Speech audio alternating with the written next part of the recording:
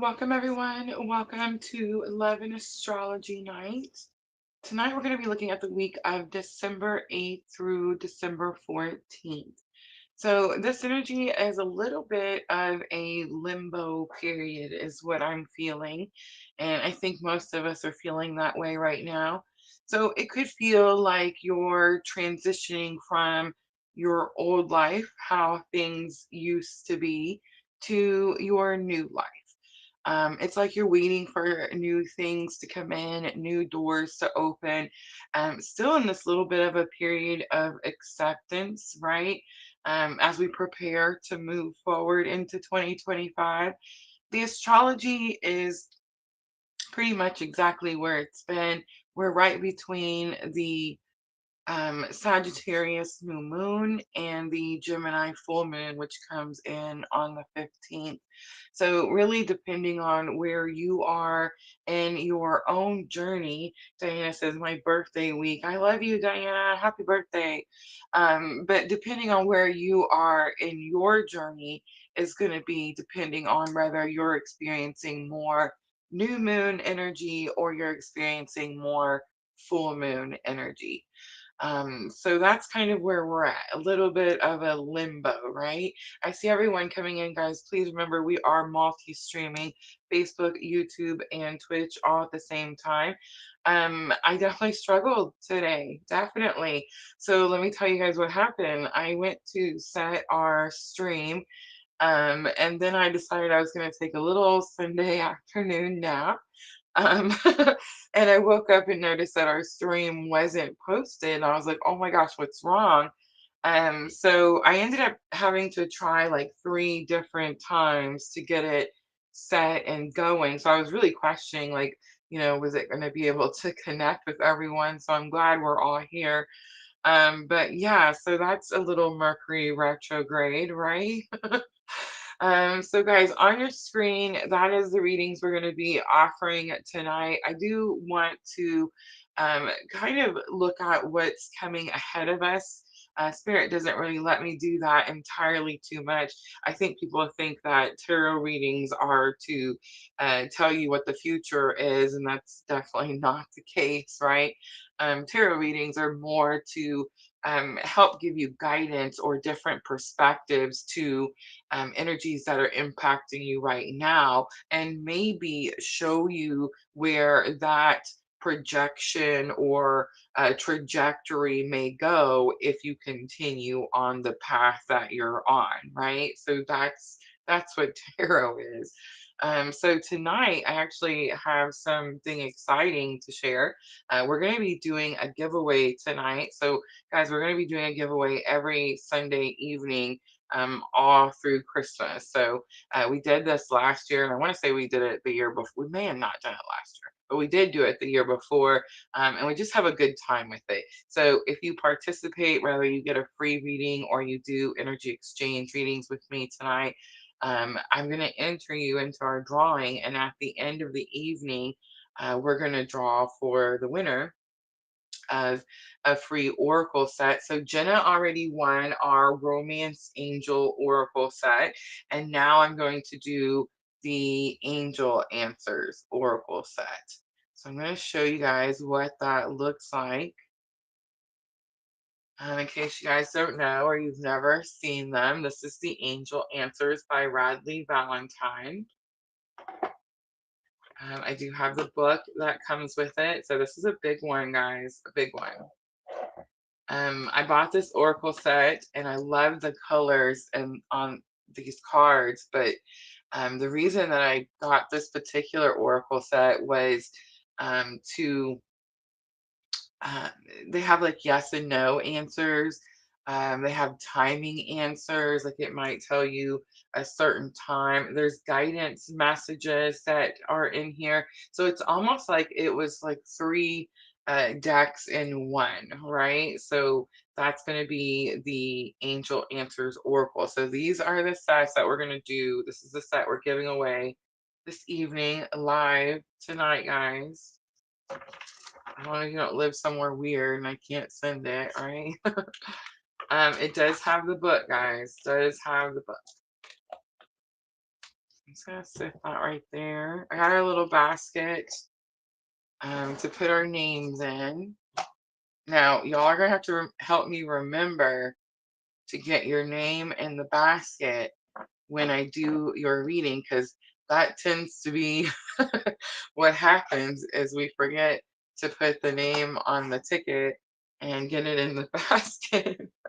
So we have to go all the way through it every time trying to figure out, who got in there and who didn't, right?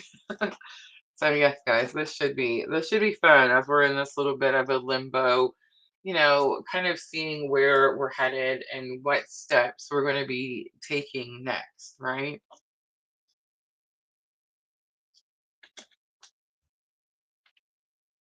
I am going to read for the collective first. I wanted to.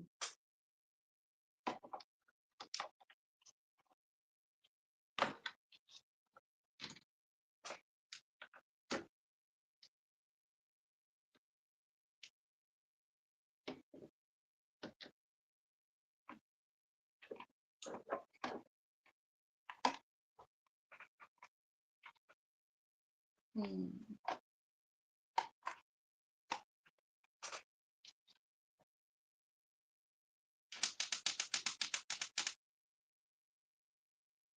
Sandra, I can't find the box to these cards. It's here somewhere, but I have no idea where I put it. And now I can't remember. Look at Sandra, a member for 16 months. I love you, Sandra. Can we show that? That is so cool.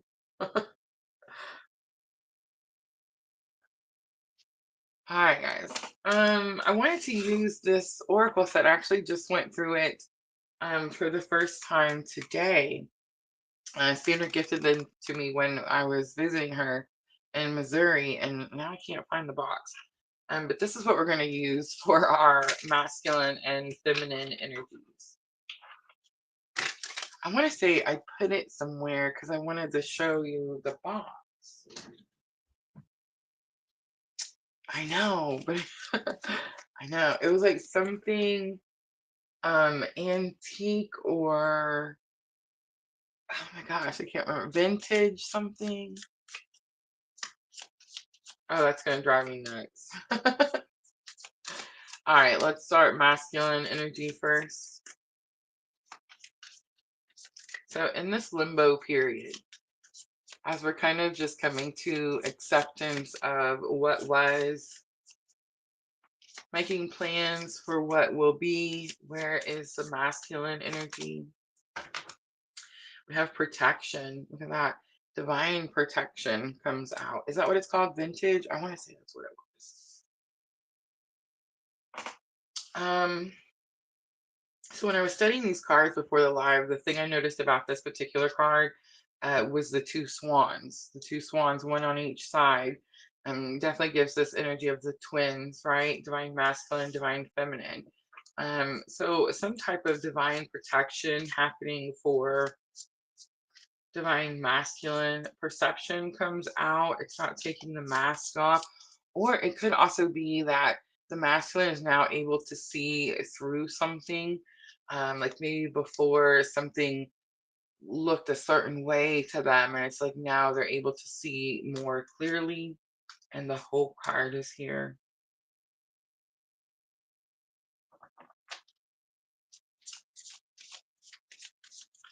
I know that hope is, hope. um, but I'm kind of picking up a little bit of a Five of Pentacles energy, maybe even Five of Cups energy with this hope card. So the Five of Pentacles is like abandoned, feeling left out in the cold energy. It's the card that says it's okay to ask for help. The Five of Cups is that energy that I always say I don't like even touching that card because the pain is, despair, grief, that type of energy.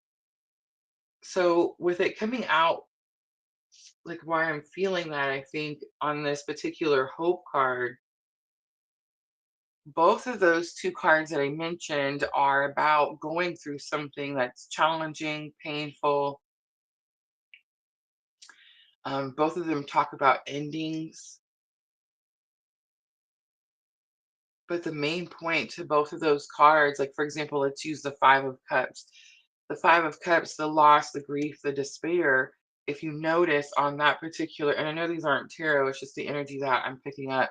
So it's like when you see that card, you'll see that there's three spilt cups, and then there's always two cups that are upright. So this is giving this energy of the masculine energy is able to see the two cups that are upright.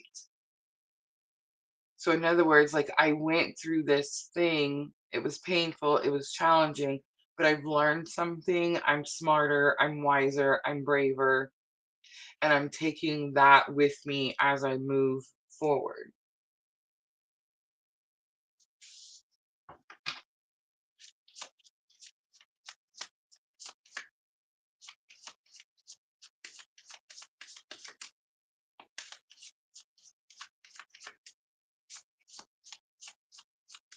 I'm also getting a little bit of like this patience energy with the hope card. Like I'm okay to go at something slowly, or I'm okay to spend this time taking care of myself.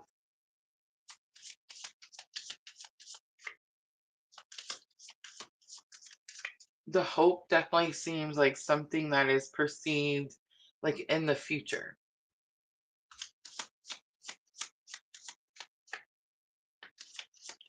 All right, let's look at divine feminine. So we have the peace card coming out. That's, I feel like we're all kind of, for divine feminine, the peace is now become top priority. And what I mean by that is we're no longer allowing anything to take our peace. And I mean, I think that includes ourselves because if we're finding ourselves in situations or environments that disrupt our peace, we're removing ourselves.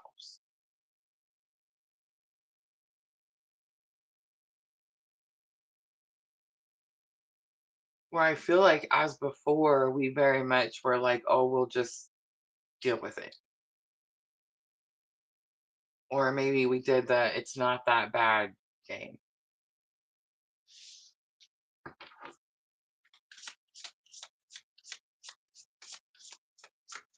I see the lamb. There's something about like purity coming out with this card.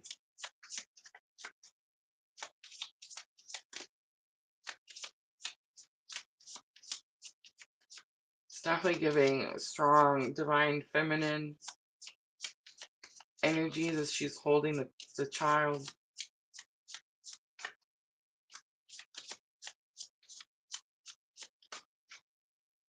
The strength card is here.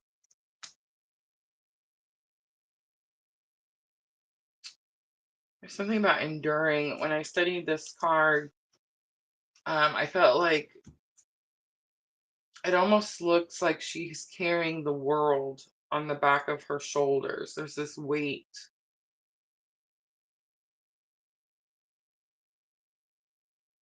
but her face doesn't look strained.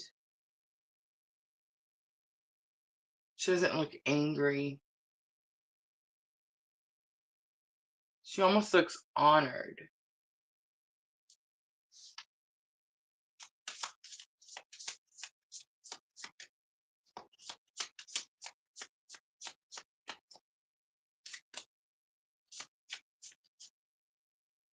We have the dreams card coming out. So I feel like dreams in any oracle set has been coming out for me strongly. I've been having some weird dreams. I feel like, well, one, I'm one of those people that does not normally remember my dreams. It is probably going to be due to the um, herbal intake for sure.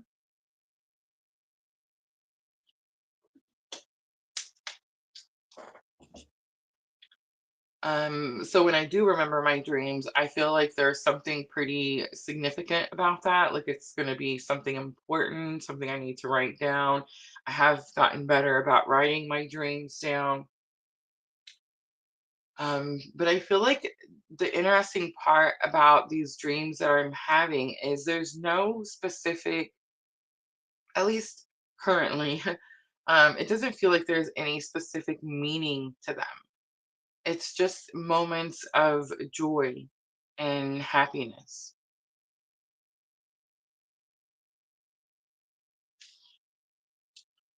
Compassion is on the bottom.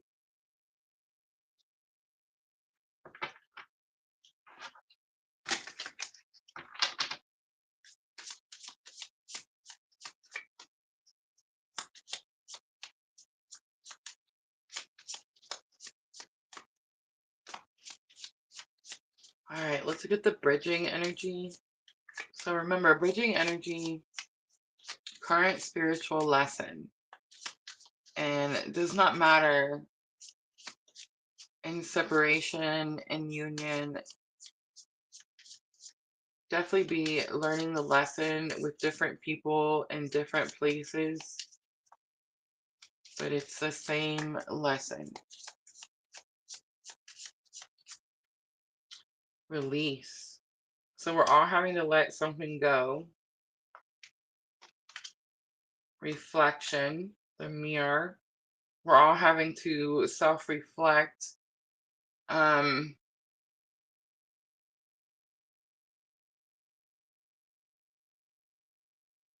I've got a shorts coming out tomorrow. So I've been making shorts on abuse awareness, right? So the different types of emotional and mental abuse, specifically connected with narcissism, or even recently we've discovered, long-term ADHD sufferers. Um, I have one coming out tomorrow about PTSD, but I also have another one coming out that I feel like may step on some toes because it's specifically directed towards women, and how we need to hold ourselves accountable for the abuse that we endure. Now, I may have said that wrong, and I may not have, I don't know, but let me explain. I'm not saying it's ever your fault if you are dealing with any type of abuse, but if you allow it and continue to endure the abuse, there has to be some accountability in that choice.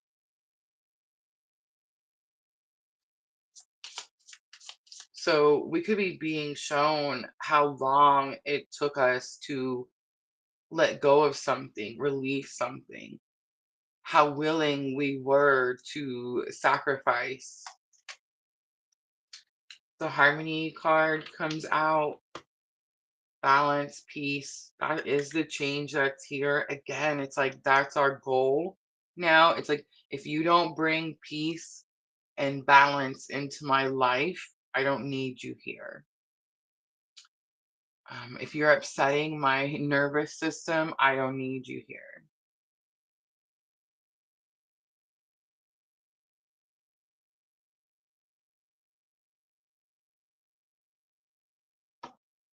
Change is on the bottom. To say that we're all experiencing change is a massive understatement. If you're wondering why you're going through such a massive transition, why things that are so long term are coming to an end, Pluto did just make its transition from, the critical 29-degree Capricorn into Aquarius. And we've all talked about it for years. We all seen it coming. And we all held on, not all of us. Some of us made good choices and moved ahead a lot quicker with a lot less obstacles. But for the most part, we all had something that we refused to let go. It's like we were almost willing to do everything else that spirit asked us to do and let go of everything else that spirit asked us to let go of, but that one thing, but that one thing. All right, let's clarify a little bit. So I'm still using the crystal unicorn tarot. The Eight of Cups, walking away from something, going towards their Two of Cups.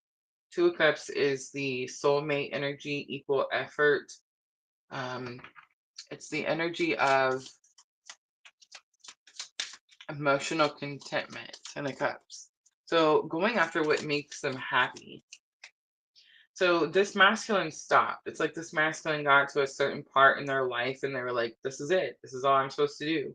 That's why you always see the cups like perfectly straight in the Eight of Cups. And it's like they say that you're walking away from something, but you're not really walking away from something. You're actually carrying all of the energy that's in these cups with you as you continue your journey towards your Two of Cups, because you weren't ever finished. You weren't ever at the end. There was always still more to the journey. There was always still more to go.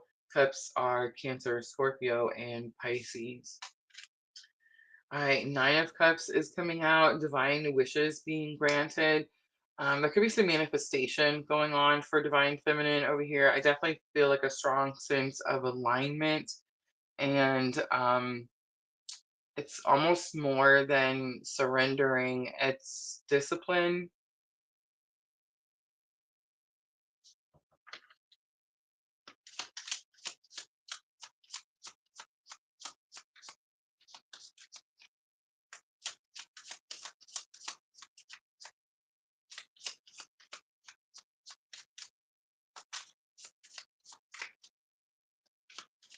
It's like as this energy is still learning that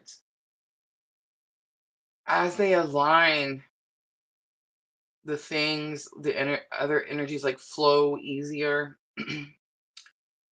There's less obstacles. And this energy, it's like this energy has come to some understanding, some form of mastery. And it's like it's very content, this Nine of Cups. This Eight of Cups is still looking for something. This Nine of Cups already knows that it has everything.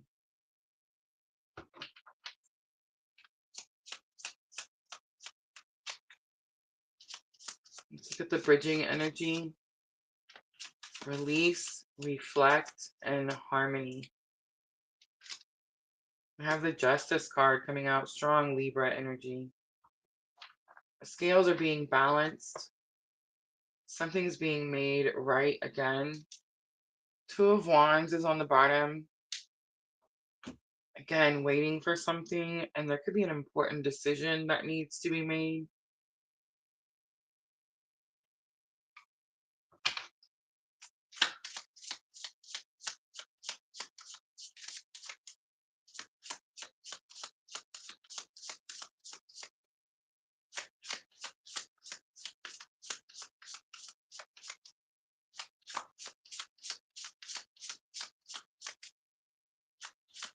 Diana, I was just wondering that same thing. I was talking about it with my brother-in-law. The mini moon. I definitely feel like there was a shift in energy. I feel like I went through this intense heaviness where the pressure just felt so intense, like maybe the day before yesterday. And then, or maybe it was, yeah, I want to say it was day before yesterday. And then since then, like I took a nap today. I took a nap. It's like just catching up on rest type of energy, but it feels lighter. It's like things feel lighter. The Schumann registered some big gap, and if you guys keep up with that, you'll hear them say that We've timeline shifted, and you'll hear other people say it just broke and it's just not working in that gap, and that's why. A lot of times when we're timeline shifting in the Schumann, it seems like the color is much more vibrant and there's a lot more white, I will say. But there's this large gap, like the day before yesterday, around the time that I was like, "Is everybody feeling okay?" Because the energy was just so intense and so weird. I don't know. I feel like it just literally brought me to tears, and then it slowly has eased since then. Again, we can all be feeling this at different times, right? But I feel like there's so many people making videos and talking about it that it's pretty significant. Something clearly happened in that period of time. Did it have to do with the mini moon? I'm not sure, but I've been wondering the same thing. Like, how much did that affect us, even though they said it wouldn't? I just don't understand how it couldn't. All right, so let's do some thoughts for the masculine. What's the masculine thinking about? The nurture card comes out, the compassion. So that's twice we've seen compassion.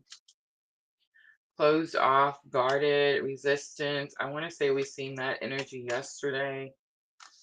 Sun, strength, and empowerment is here. Going outside is going to be important for the divine masculine. Get outside, get out of the darkness.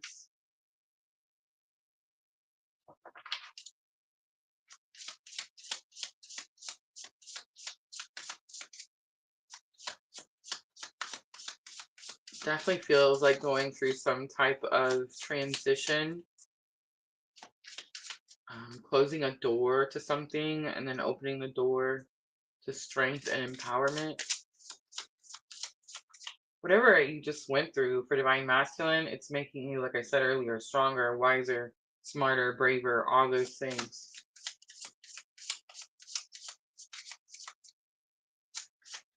All right, let's look at the Nine of Cups for divine feminine. We have messages, dreams. Look, not a coincidence, y'all. Not a coincidence. One, just so you know, there's no such thing as a coincidence. But two different oracles, divine feminine, divine feminine. So pay attention to your dreams, guys. Write your dreams down. I do have my dream journals. You can find the links for my dream journals in the description box of this video. I sell them only on Amazon. The guided dream journal is the one that I recommend for those of you that are struggling to either remember your dreams or understand what your dreams are trying to tell you.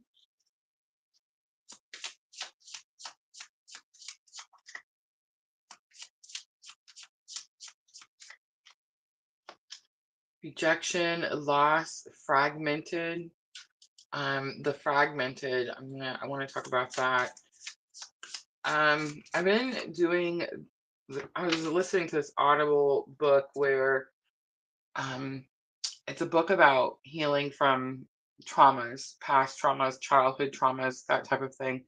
Um, I'm not really ready to discuss the book itself because I'm not all the way through it and I'm not sure how I feel about the information that I've come across so far. I need to do a little bit more research on the situation. But the theory is that when we experience trauma, we have these little, like, and this is just me trying to explain this in my own words, so bear with me. But like little fragments of our soul that like break off and we leave and wherever that traumatic event occurred. So think of like, for example, if you had a rough childhood, so like a childhood home, or maybe there was some abuse, right? There can be fragments of your soul in that home. And the theory, the idea is that, for example, there's no such thing as like ghosts or demons or like poltergeist or anything like that. The idea is that when these types of locations have, certain things that happen, it's it's all the broken pieces of the souls that have collected in this area due to this trauma, right? Again, I feel like I don't know if I explained that right or not, but um so, like when there's a place where there's a lot of trauma or like a lot of people experienced trauma and walked away from there, survived whatever it was, left those fragmented soul pieces there, it's like the more of that there is, the more paranormal stuff you're going to experience, right? Like that's the idea. So again, I'm not sure how I feel about that. There's definitely a little bit more research that needs to be done. But divine feminine, you could feel like whatever chapter you just closed out in your life took some soul fragments, right? And I need to kind of finish that information because the rest of the theory is that, and again, I'm not saying I agree with this, I'm just, the fragmented word just popped up and it immediately took me to that book. But it's like the idea is that you have to revisit that location and regather your fragmented soul pieces. So, again, let's use the childhood home, for example. If you suffered abuse in your childhood home, you could be going through life and your soul fragments are left in that house back there and you don't feel whole and you don't understand why life's hard or why you experience all these challenges or why, whatever, right? And it's because the idea is that your soul is not whole, that you have these little pieces out that need to be, gathered and healed and all of that. And then, it's not like about, here's another thing. It's not about like going to the physical location. Like, I'm not telling you go to your childhood home where you experience some abuse and whatever. Like, some of these places don't even exist anymore, right? It's not about that. It's about sitting down, meditating, going within yourself, in your mind, seeing what you experience, feeling what you experience, what you've pushed down. You know what I'm saying? What you've kind of like hidden and said, I'm not going to talk about that. And if I don't talk about it, then it didn't happen. The thing is, it did happen. The thing is, it did happen, and you're just carrying that brokenness with you. So until you go back and you face that situation and you understand what happened to you, accept, like surrender to the healing process of it, then you're always going to have these same challenges in these same situations, right? Again, just a theory that I'm reading about. It's actually more than one book, but as soon as I get a grasp on the soul fragments, I will definitely talk more about it. But that's kind of what came up to me, and when as soon as I turned that card over.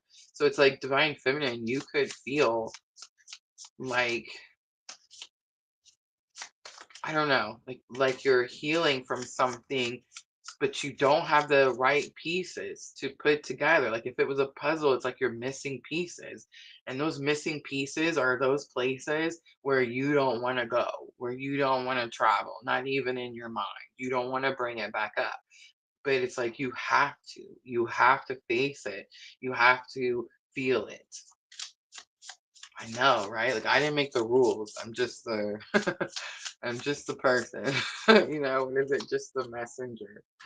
All right, facade and beliefs comes out. So taking the mask off, I feel like it's about showing your true self. You may have to explore some things that, I don't know, are hard to talk about or face or understand that like you went through or happened to you or you need to, I don't know, pay more attention to, right? Assistance, spirit guides is on the bottom.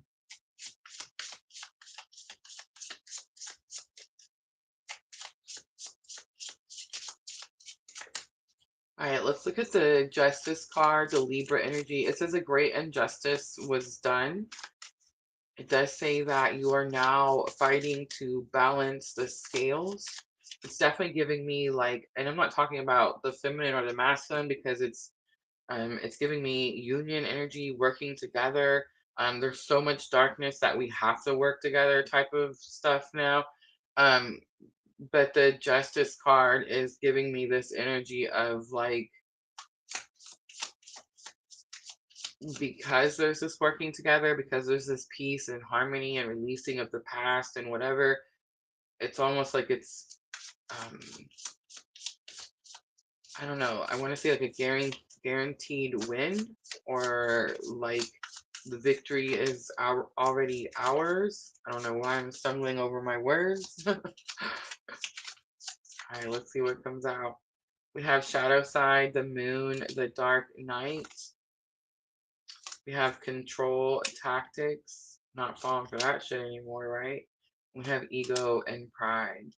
I do feel like collectively, both masculine and feminine are definitely focused on some shadow side. I feel like for divine masculine, it's almost out of some type of dark night of the soul survival.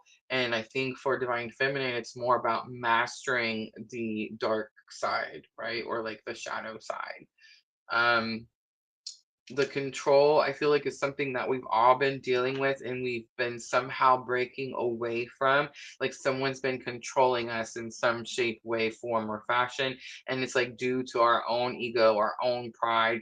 Like we dealt with some shit. We didn't want to say something, we didn't want to talk about it. And it's like now the shadow side is being enforced. I talked about this with my brother-in-law. I was like, I'm at this point in my journey where it's like it feels weird, um like I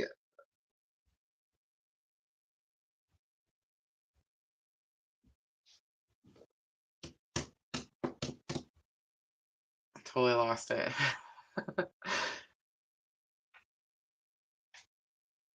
I just realized that was supposed to be divine masculine's higher self lesson. That's so interesting. I'm gonna keep going and leave it though. I do feel like feminine, we're all having these dreams.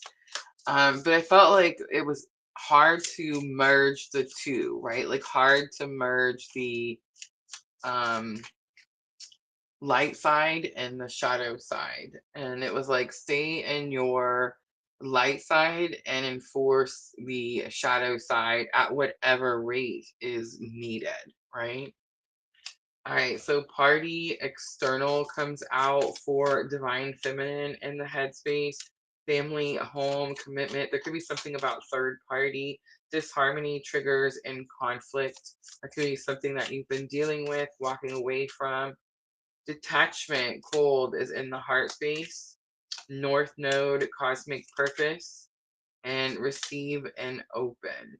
So this was supposed to be divine masculine's higher self. In the heart space, they could be closed off to some energy due to some ego, pride, some type of hurt. Divine feminine is breaking away more towards purpose, more towards being open to receive. In order to do that, you do have to be in divine feminine energy. Higher self, toxicity, bound patterns, breaking away. We talked about that earlier. Avoidance, stalemate. That's kind of this limbo period that it feels like we're at. And again, the assistance with the spirit guide. So we've seen that energy earlier on the bottom, reunion, soul ties.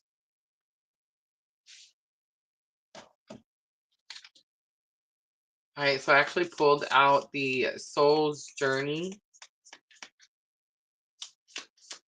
It's going to be messages and guidance. So messages and guidance. So I'm going to start with divine masculine. So these are 3 messages from divine masculine higher self to divine feminine. This is going to be your guidance, divine feminine. Service. I feel good when I can help others. Success. I know that there is no greater goal than to love. Honesty, I can't always expect the truth from others, but I can expect it from myself. So that's going to be the messages from Divine Masculine Higher Self to Divine Feminine. I've never done it this way before. I don't know what drew me to try it, but I'm liking it. Let's do 3 from Divine Feminine. So if I'm talking to Divine Masculine, these are messages from your counterpart energy, higher self. These are going to be your guidance cards. Discipline. So stay disciplined. I can accomplish what I set my mind to.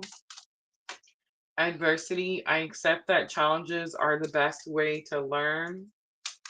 If it was easy, we'd all do it, right? Humor. I choose to focus on the lighter side of life. That's going to be really important, especially with all that darker energy. Forgiveness is on the bottom. So overall, I acknowledge that harboring resentment blocks the flow of love. All right, guys, that's going to be your collective. I hope that was helpful. I'm going to clean up really quickly and then we will check out that list.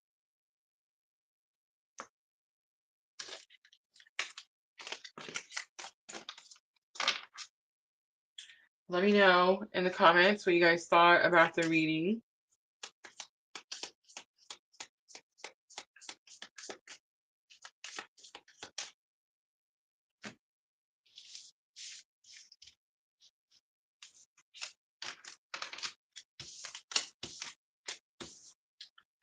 Which side do you feel resonates more? Do you feel like it was more one side or the other, or both?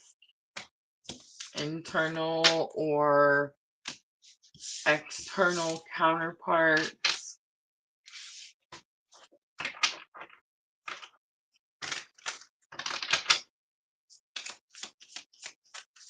I don't normally ask for feedback, but I feel like everyone gives me feedback after the live is over personally, like through messenger, email. I just wish we would talk about it more in the comments because that's what's going to help other people kind of understand, what they're going through, right? Oh, yes, guys, I'm showing you the wrong video. Here you go. Here's what we're doing tonight. My bad. We're also doing a giveaway tonight, guys. A giveaway. So we've already done the romance angels. Okay, so here's what happened. I went on vacation to Sandra's in Missouri, and she loves me and sent me home with like so much stuff. And so now Spirit has told me that I needed to go through and pay it forward, right? So through the month of December, we're giving away tarot and oracle sets. So we did the romance angels last Sunday, and then we're going to do angel answers today. Angel answers oracle cards by Radley Valentine. I swear I'll get it out eventually. All right, so here we go with our list. Dream Sequa on YouTube. Hit Cat on YouTube. Victoria, YouTube. Sandra, YouTube. Vanessa, Facebook.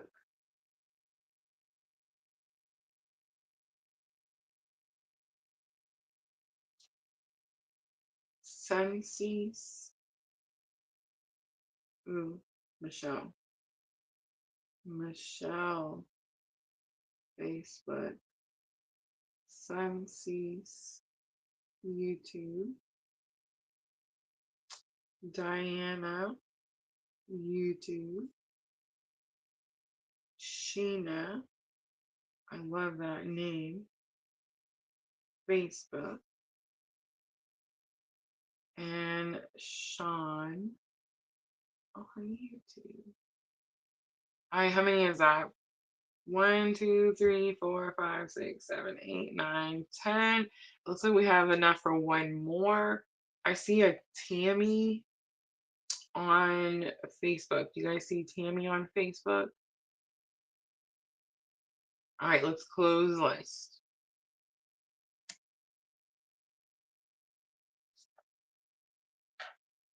All right, let me grab the banner.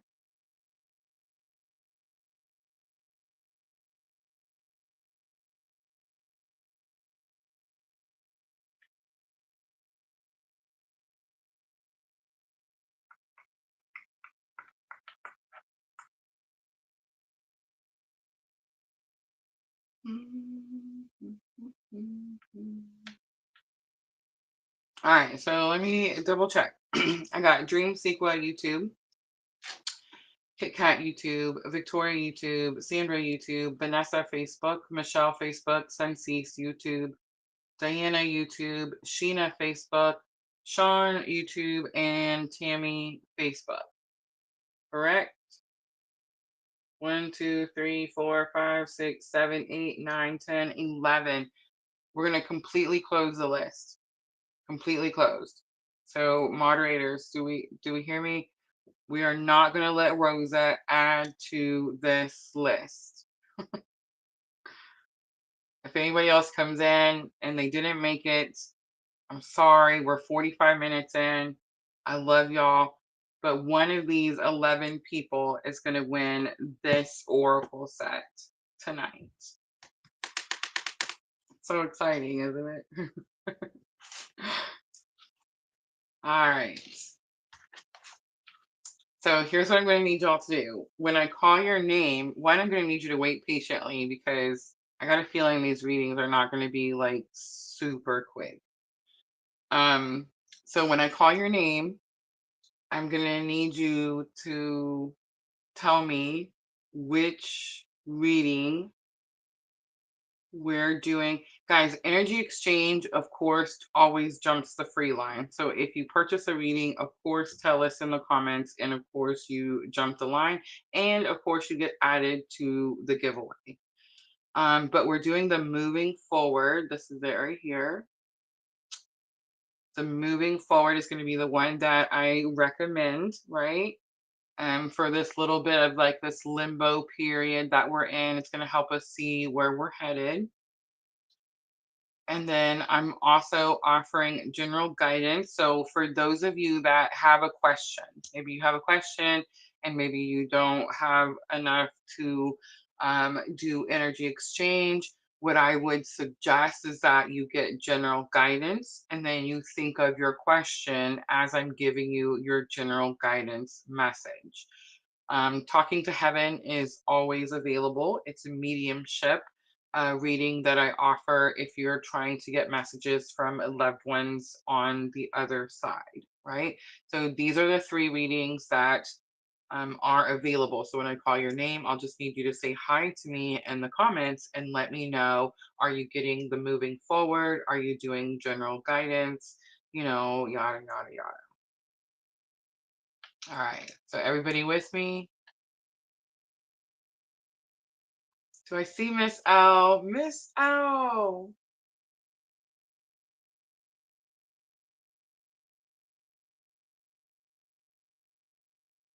Yes, yes. List is closed. List is closed.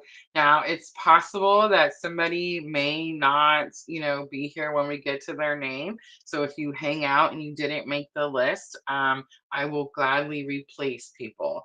But it is 11 on the free list. That is going to be my cutoff. So if you didn't make it sooner, I love y'all. I hope you hang out with us anyway. Tonight should definitely be fun. All right, let's start Dream Sequa. Dream Sequa. Say hi to me in the comments. Pooja, hello. Say hi to me in the comments, Dream Sequa, and let me know. Are we doing moving forward? General guidance?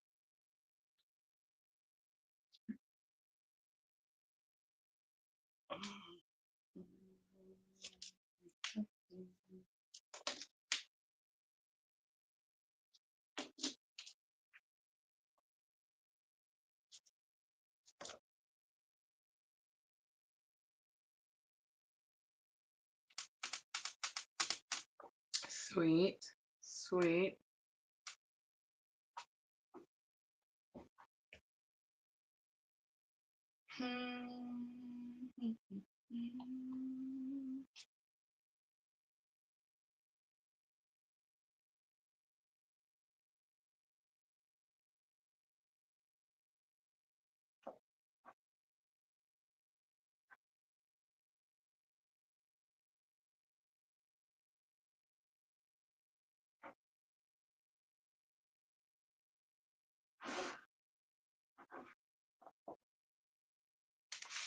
I'm trying to decide what cards I want to use. Bear with me.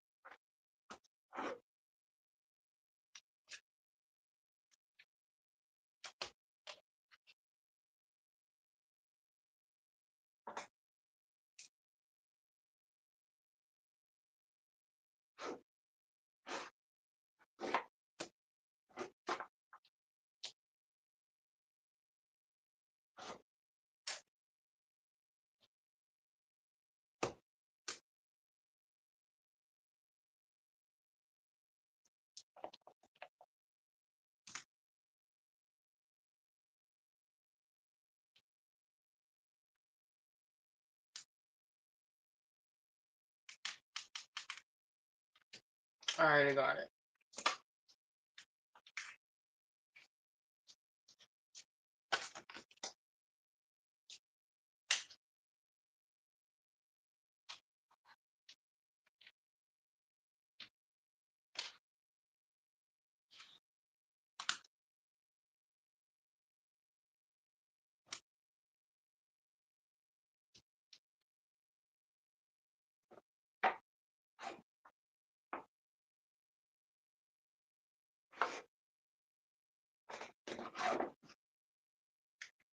Hmm.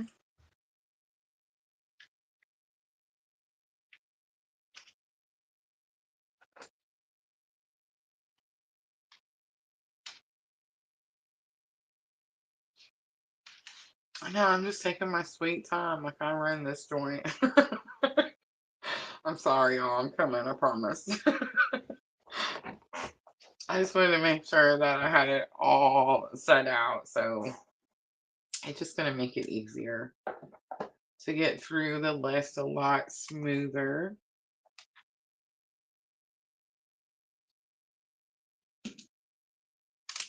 All right. So Dream Sequa is doing moving forward.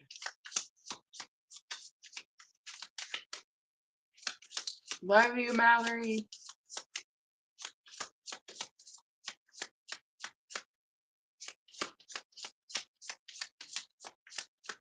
All right, the first thing I'm looking at is how you should start the process of moving forward. How you should start the process of moving forward. Two cards came out, nurturing and centering. Nature and centering.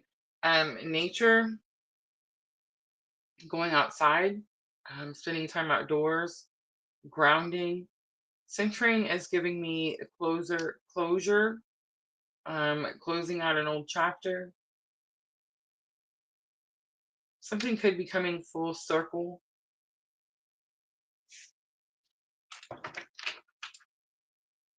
And on the bottom, gentleness. There's something about the veil that's sticking out, like a wedding veil. That could be the situation that Spirit's asking you to be gentle in.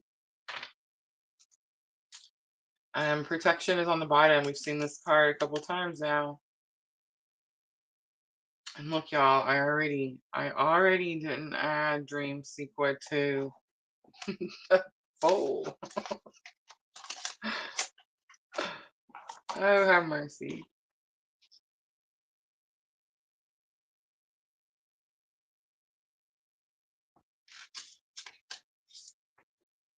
All right, see it? I'm just gonna fold it up.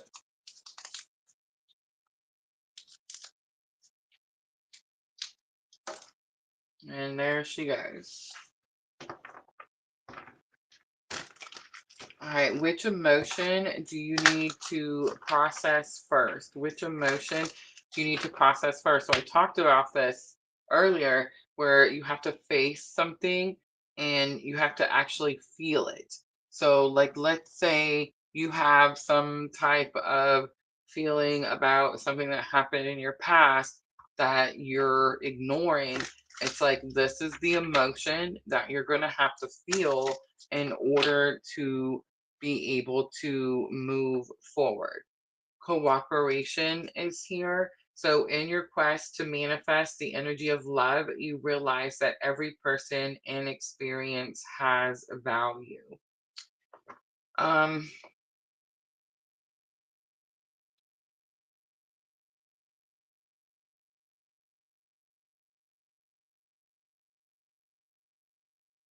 so I feel like the emotion that you're feeling is some type of maybe rejection. Like, I feel like maybe someone didn't cooperate with you, someone didn't work with you, and that you're now understanding that you had to go through that experience for whatever reason.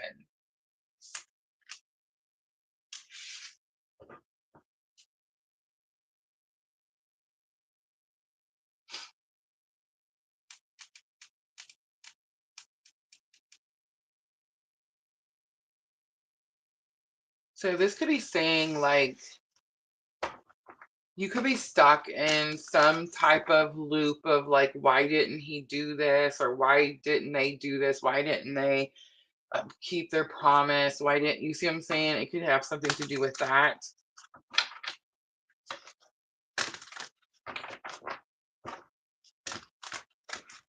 You could feel let down in some type of way that maybe you're not acknowledging.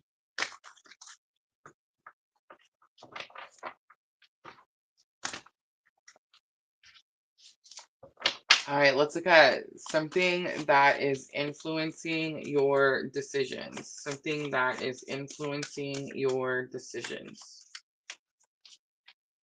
The temple path. You're questioning whether you're on the right path. That could be causing you some delays. When you see the Temple Path card, Dream Sequence, it says that you're exactly where you're supposed to be. Woman holding a heart is on the bottom. It's number 44. There's something about manifestation, unconditional love, being in some type of high vibrational alignment.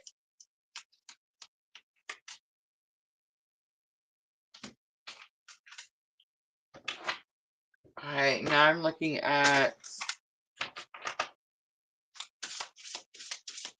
where will you find strength? Where will you find strength?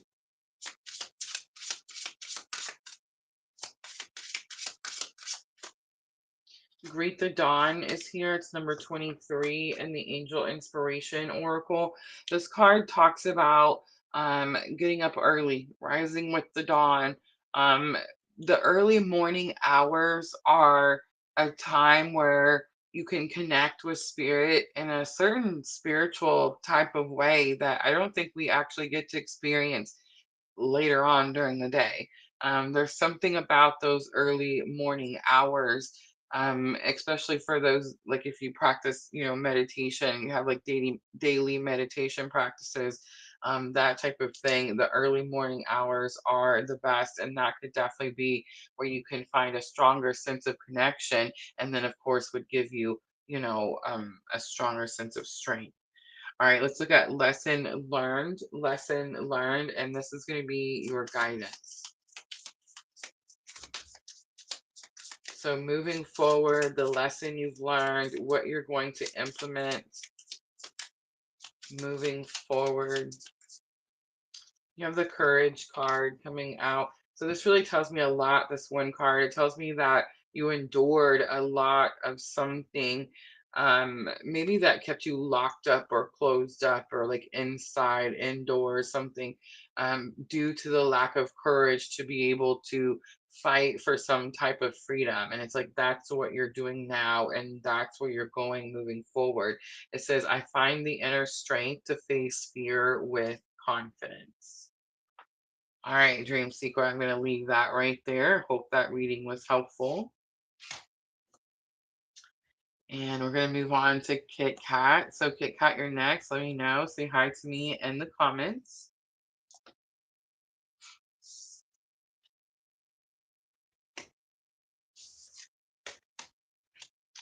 And let me know, are we doing moving forward? Are you looking for general guidance?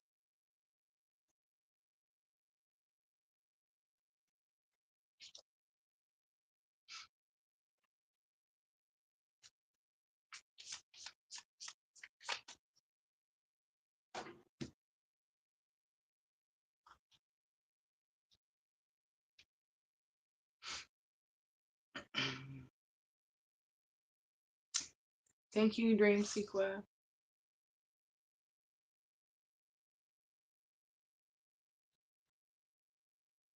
She said, my soon to be ex took me off the health insurance.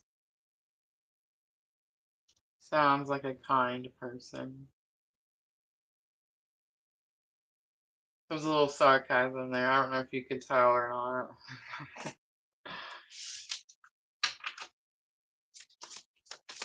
All right, so Kit Kat is also getting moving forward, moving forward.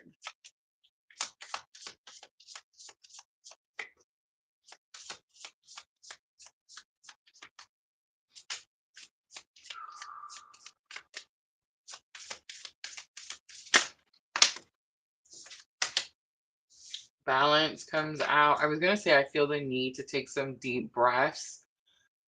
You could be feeling some type of intensity, like there's a lot of pressure. You could have like a choice or decision that's needing to be made. It could just be about finding balance so that it's not so many ups and downs. I think that's it. The peace card also coming out. We've seen that peace card in the collective reading and patience. Yeah. So I'm sensing some up and downs, like you're waiting for something. And Kika, I don't know if you were here at the beginning, but we talked about the astrology kind of has us a little bit in this limbo period because we have the new moon, which we just experienced, experiencing it right now. And then we have the full moon coming in on the 15th, and we have this Mercury retrograde, like right in the middle of it. We have Saturn also fixing to go direct. That's a pretty big punch too. So a lot of different like transits happening that are affecting us, but it has us in this feeling like we're leaving the old and, moving into the new. And I almost called the moving forward reading out with the old, in with the new, because it's kind of that energy. It's like where your old life is done, you've come to some type of acceptance of something, and your new life is like not quite here. But this has you in like some type of like up and down type of feeling. Like maybe one day you feel a certain type of way about it, and then the next day maybe you're not as excited or you're not as patient, right? It's kind of giving those vibes.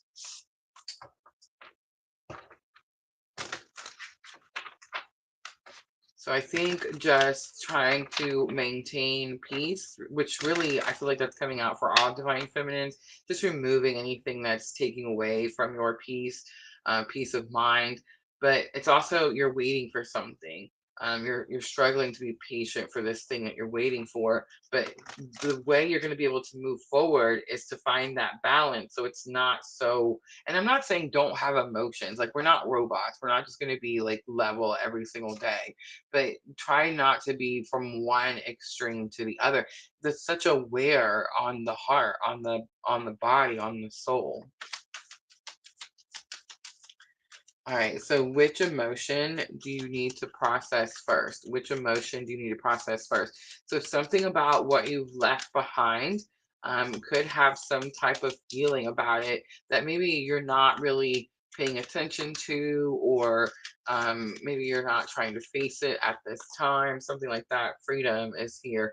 You're releasing any self-imposed restrictions or perceived limitations through the loving energy of openness. So you could actually be single, or you could be free in some way, or you could have just gotten your freedom, and maybe you're not quite sure, like, how is that positive, or is this really what I wanted, type of energy.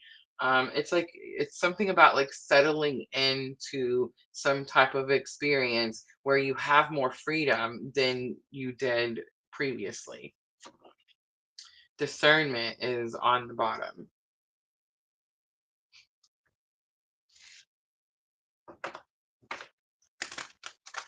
All right, now I'm going to look at something that's influencing your decision. Something that's influencing your decision.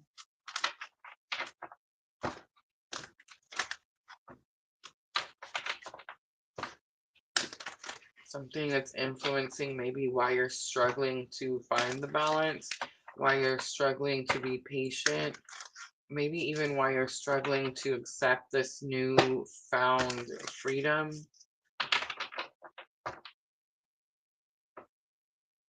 The World card is here. Door to Romance is on the bottom. Door to Romance talks about having your heart locked away because you're trying to protect it. You're fearful of something that's happened to it that may happen again. But it's like you may have an opportunity to unlock that cage, to allow yourself to love again or feel again. The World card could be about some type of new opportunity. You could feel like what's keeping you or from being able to move forward is just an opportunity, for the opportunity to arise, um just for a new cycle to start, something like that. All right, let's look at where you will find strength.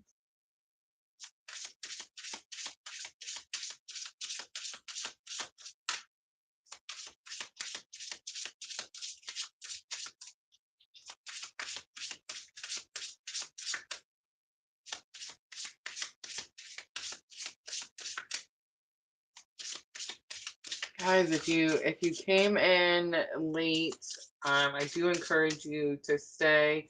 It's very possible that we can, someone may not be able to stay and we can replace the list. But it's also very possible that you will pick up on a message that is for you as well. I think a lot of times people don't understand that spirit talks to us and through other people and other situations that are happening to other people on a regular basis. So yeah, if you weren't able to make the list, it doesn't mean you won't receive the message that was meant to be yours. And if you're wondering, like, well, Rosa, how do I know what message is mine? Well, does it answer your question or not? I mean, don't make something fit that doesn't. I mean, it's usually pretty direct and pretty like, oh yeah, aha, that's what I was supposed to hear. You know what I mean? If you're questioning it, like, oh, is that it? Is that maybe what I was supposed to? Maybe that's it. Like, no, you'll know. All right. Kid Kai, where will you find strength? We have the show justice card coming out. Again, Libra energy. I would say look on your chart, especially if you're not dealing with a Libra. Where is Libra on your chart? You could definitely find strength in that house, that energy, something like that. But show justice is again about balancing those scales. Bringing something to, again, it's like something that wasn't fair or wasn't right, it's like it's being made fair again. Check your emotions is on the bottom.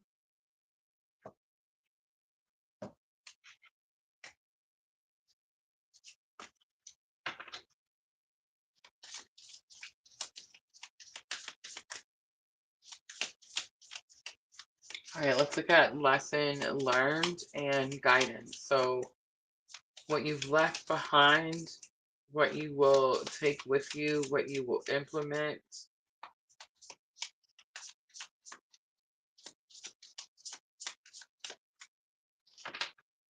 She said, I'm a Libra myself. Gratitude is here. It says, I am thankful for this life and the opportunities that it presents. So most likely at the beginning of this journey, not very grateful, maybe one of those people that struggled to understand why you were dealing with certain things. And it's like now you're starting to see the power and the lessons and the way that you're able to take those lessons and implement them into future situations, right? So the gratitude with that opportunity. All right, I'm going to leave that right there. Hope that was helpful. All right, guys, I'm just going to clean up really quickly.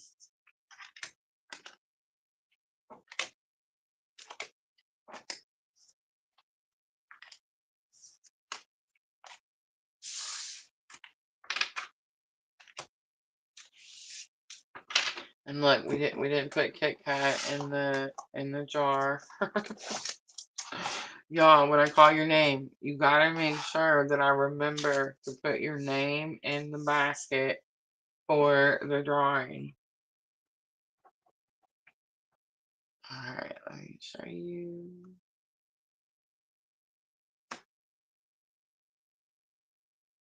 So here's Kit Kat. Just fold it up in the basket. She says, thank you, was super spot on. I love you, ladies. I want to show you all what we're all playing for here. Our giveaway. This is my Angel Answers Oracle set by Radley Valentine. I'm also going to tell you that if you're one of the 11 on the list, I'm holding you hostage because you do have to be here in order to win. If I call your name and you win and you're not here, I will draw again until the winner is here with us. I know I'm so mean, y'all. But I do have the book, so it comes with the book. It's in perfect condition. Guys, I take very, very good care of my cards. I try to keep all the boxes, all the books, all the things, right? I'm not saying that I haven't lost some here or there, but I just feel like it's very unlikely. I just really take really good care of them. Um, but yeah, so this is our giveaway. This is what we are playing for tonight. So everyone who has participated that is on my list.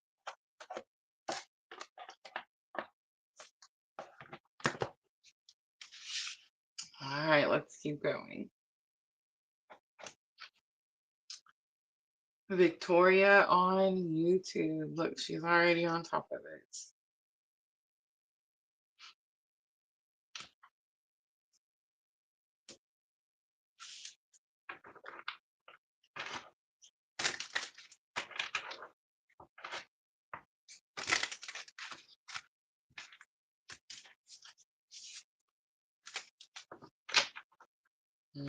Victoria, the cards are trying to scatter. All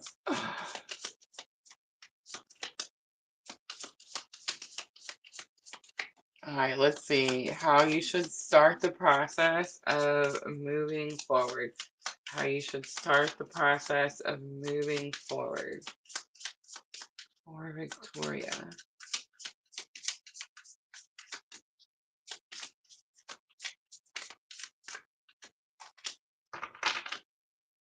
The enchantment card comes out. The gratitude card. And the awakening card. Reflection is on the bottom. This is giving me more twin vibes than reflection. I mean, I'm not saying don't reflect, but it's enchantment. It's interesting too, Victoria, because I said it's giving me twin vibes. There's this channel. I don't know if you guys have ever checked it out. Sylvia, and I think it's Enchanted World of Twin Flames. Is the name of her channel. I like to watch her. She's I feel like me, maybe even more so. She's very she really tells you about her personal journey. And it allows you to see that, we kind of all experience these same types of experiences on this type of journey, right? This type of awakening. But I'm definitely getting that there's something about your spiritual awakening, your type of spiritual awakening, that is sticking out to me. I need to also mention that particular person that has that channel. Um, she talked about her journey for like 8 years. Michelle watches her also. We were just talking about this because I noticed that she's deleted all her videos. And um, I know that that's impacting like her monetization, her business, her, all the things. And so it's not the first time actually that I've seen her delete all her videos, and I'm not gonna like comment on why. I don't really know. That's her business. But I find it interesting that she just recently came into reunion with her twin, with her counterpart. So I don't know. There's something about that, like I don't know if it's the part about coming into union or some the part about like understanding this journey is magical in ways that we can't even comprehend.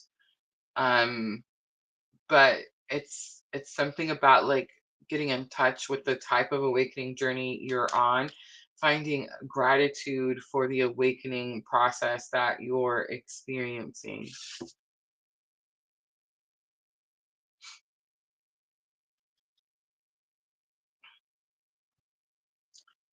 All right, so now I'm going to look at which emotion you need to process first.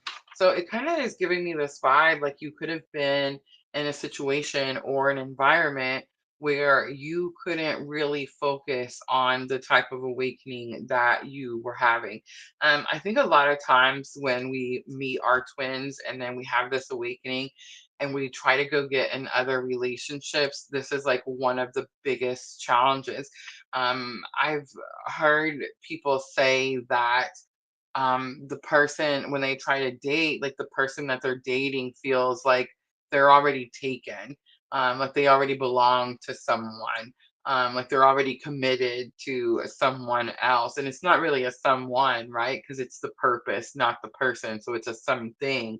But that's, I feel like, why there's such a struggle when you're having this type of awakening for you to try to be in a relationship.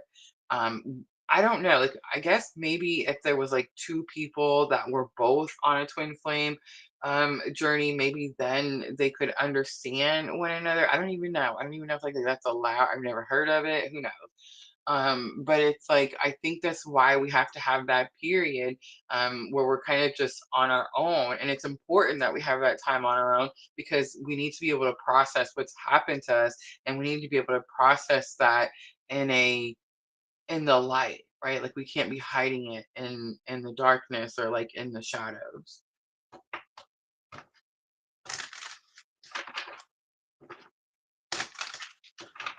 All right, so which emotion do you need to process first? Like the purpose card comes out, so like huge confirmation, right? It says you possess the determination and dedication to consciously demonstrate love. So it was like you couldn't fulfill your purpose in some situation that you're now currently getting out of, right? All right, so let's look at something that could be influencing your decision. So, if you're struggling to find gratitude in the type of spiritual awakening journey that you're on, we have caring connection, so more confirmation. Victoria, all the cards, like all the cards. Who was it that told me? Was it Victoria or Vanessa? Somebody told me. I gave a reading, and I said something about the bags being packed, and somebody commented. I can't remember who it was. Victoria, somebody. I think it was Vanessa. Somebody commented and said that. It was spot on. Like the bags were packed. The person showed up on the door and she told him to go on. But I'm I'm definitely getting like some huge twin vibes here. But Can Connection is um, so there's like a whole story to this card. It talks about how the two people meet. It's like in a team environment. They work really well together. There's a lot of like charisma. They get along really well. Sometimes people think they're in a relationship. They're not even in a relationship. It's that type of vibe. And it talks about how the relationship turns into something that was like much more than what was expected, right? It's giving that type of energy. And then it's 14, so 1 in 4 is 5. So it's definitely giving, and there's 14 people on my view count thing. So it's like there's definitely some type of change, some type of shift has occurred with this specific connection, right? And that could be affecting your decision making process. All right, let's do where you will find strength.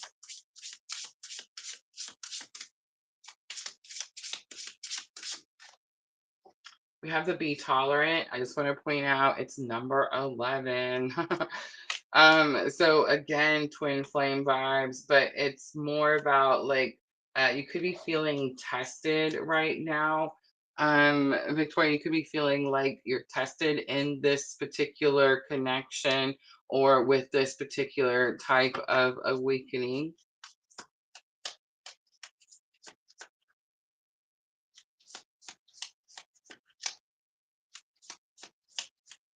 All right, now I'm going to pull lesson learned and your guidance. So, what you're going to take from this trust comes out. It says, I accept that my inner voice will always guide me correctly.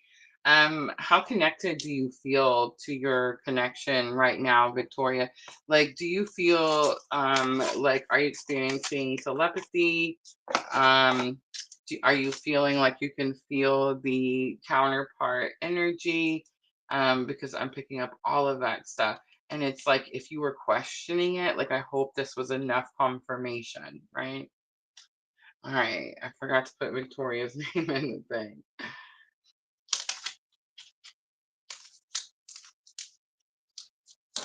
All right, Victoria.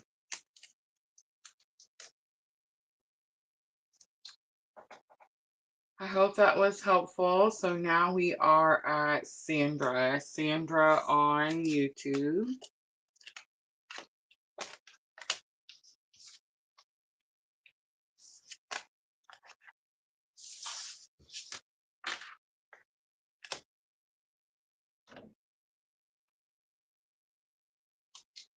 Was it you, Vanessa? It was, wasn't it? Because I remember it was on Facebook.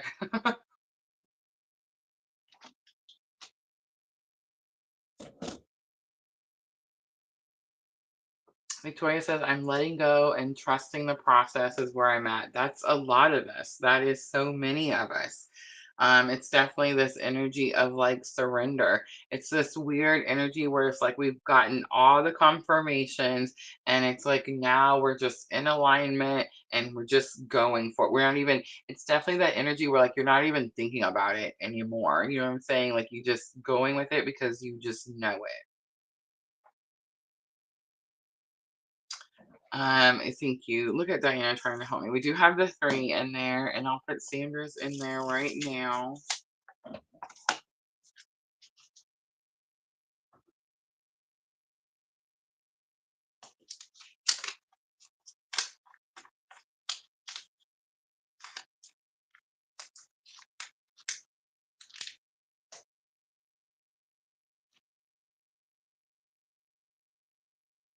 I hear a dog barking outside, and it's so rare here at Sisters. It's so peaceful. You rarely hear any dogs.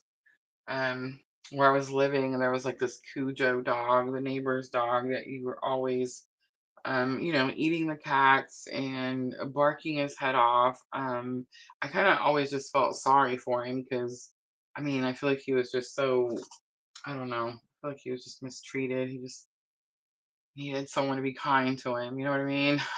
But he definitely drove me nuts. Like we'd be trying to do lives and he'd be like right outside the window barking his head off.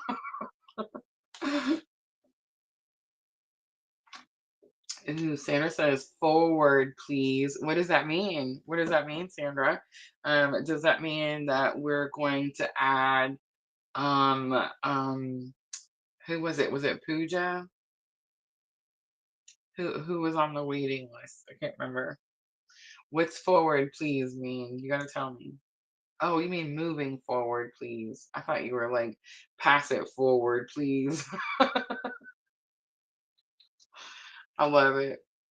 All right, moving forward for Sandra. I was gonna say we've already wrote your name in the thing, and we already put it in the bowl, so we can't open them all up now.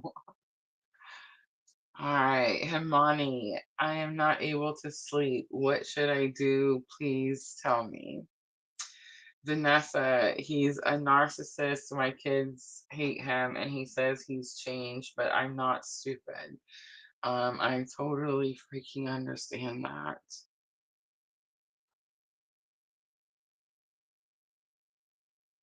Oh Lord. I don't know what to say about the labels. I got in trouble for calling someone a narcissist. Like true story. I tell you, like my God is meaner than your God. Like I seriously get like, yeah. Um but and not only do I get in trouble, it's like I couldn't even like enjoy my TikToks after that because then it was like all these videos about having to learn about how you shouldn't call people names and shouldn't put labels on people and yada yada. And I'm like, well, it looks like a duck and it walks like a duck. But yeah, spirit's been getting on to me about the whole narcissist label. And I think it's just because we're just putting the label on people that treat people shitty. And honestly, people that treat people shitty are just hurt people. And we're supposed to be the healers of the world, right? That's why we're having this awakening. That's why Spirit has given us these benefits of this journey. um, so I feel like it's just, I don't know. I wish like we could get to a place where we could, I don't know, maybe call them unhealed people or hurt people instead of like putting the labels on them. And I sometimes think that like putting the labels on them, like by me calling this person a narcissistic lying asshole, that could have potentially caused some damage. I just got in trouble again. But yeah, that could potentially cause some damage, right? So we're not supposed to say those types of things, but I totally understand where you're coming from, Vanessa. I don't know. Here's my disagreement with spirit this week. Are you ready? If you want me to speak good about you, then you should have treated me better, right? Like that's how I see it. If you want me to say this person was good, they treated me well, then it should have been that way. And I want you to know that the person was like, Rosa, you only think of the bad things and you don't focus on the good things. Like he brought up the fact that gas was put in my car at the times that it was.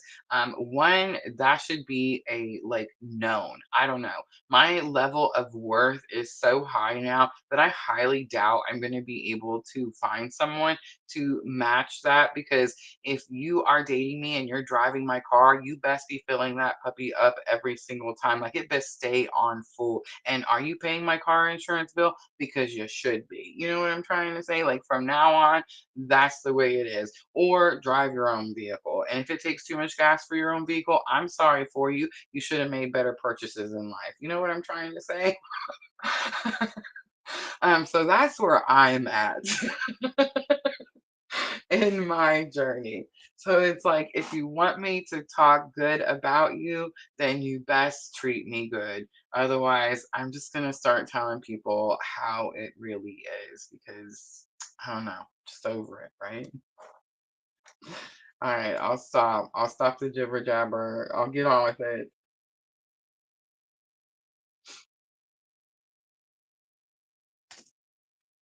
Sandra says 100%.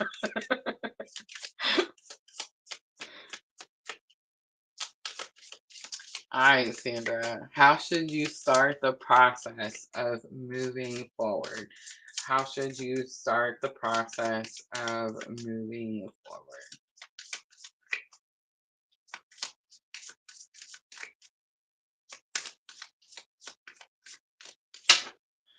Kindred spirits. Ooh, wonder what we're going to talk about. I do see the butterfly, so there's some type of transformation in that situation. The thought card comes out and sanctuary comes out. Interesting. You're going to start the process of moving forward by something, changing your thoughts about something about this situation when you're on your own, or I got it. You feel a certain type of way when you're not together, and you're going to start moving forward by understanding that there are times where you need to have like for yourself, and then there will be times of reunion periods for whatever reason. The hope card is on the bottom. It's kind of giving me a little bit of that. Oh, I hit the camera, sorry. A little bit of that five of cups energy. So it's like you could be fearful of some type of loss, like, kindred spirits. So it's like you come back together, but you could be fearful of some type of separation. And those could be the thoughts that you're having when you're in, um, like isolation or in your personal sanctuary. All right, which emotion do you need to process first? So there's definitely there's something you're feeling a certain type of way about, like something could be not turning out how you expected, how you wanted it. Maybe it's not wrapped the way that, it's not the right color bow. I don't know. But there's something about that that you're feeling a certain type of way about, and that's going to need to be processed before you can continue forward. It's the willingness card. Ooh, loyalty is on the bottom. It says you're able to compromise if the end result is love. So it's like, are you able to compromise, Sandra?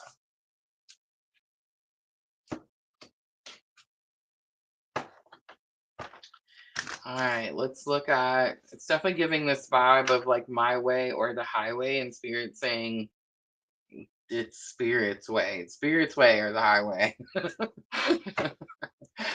All right, let's do something that is influencing your decision. Something that's influencing your decision. We have the contracts card coming out. So there could be some type of contract. It could be a spiritual contract. I feel like this is more about an actual contract, though. Maybe you have a contract like in the 3D, and that could be influencing how you feel about this particular situation.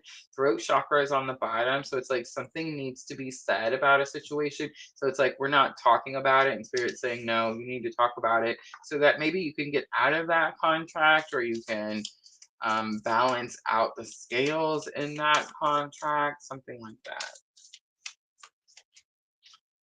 All right, where you're going to find strength.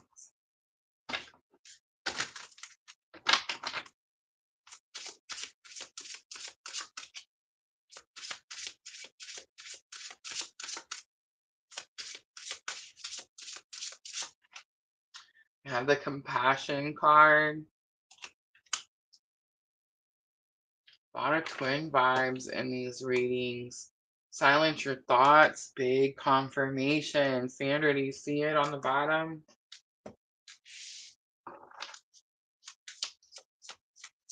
Just saying thoughts and two different oracle sets, not going to be a coincidence. Allow yourself to feel this. So there's something that happens when twins come into union. 3D physical union. And I'm not talking about sex, okay? There's something that happens when that happens too. But I'm talking about like just together in the same room. Um, Sharing a conversation, a cup of coffee, I don't know. But there is that home feeling that we all talk about, right? It's that feeling of like comfort, like you know that that person sitting across from you loves you in ways that nobody else does or has or you've experienced before or after, right?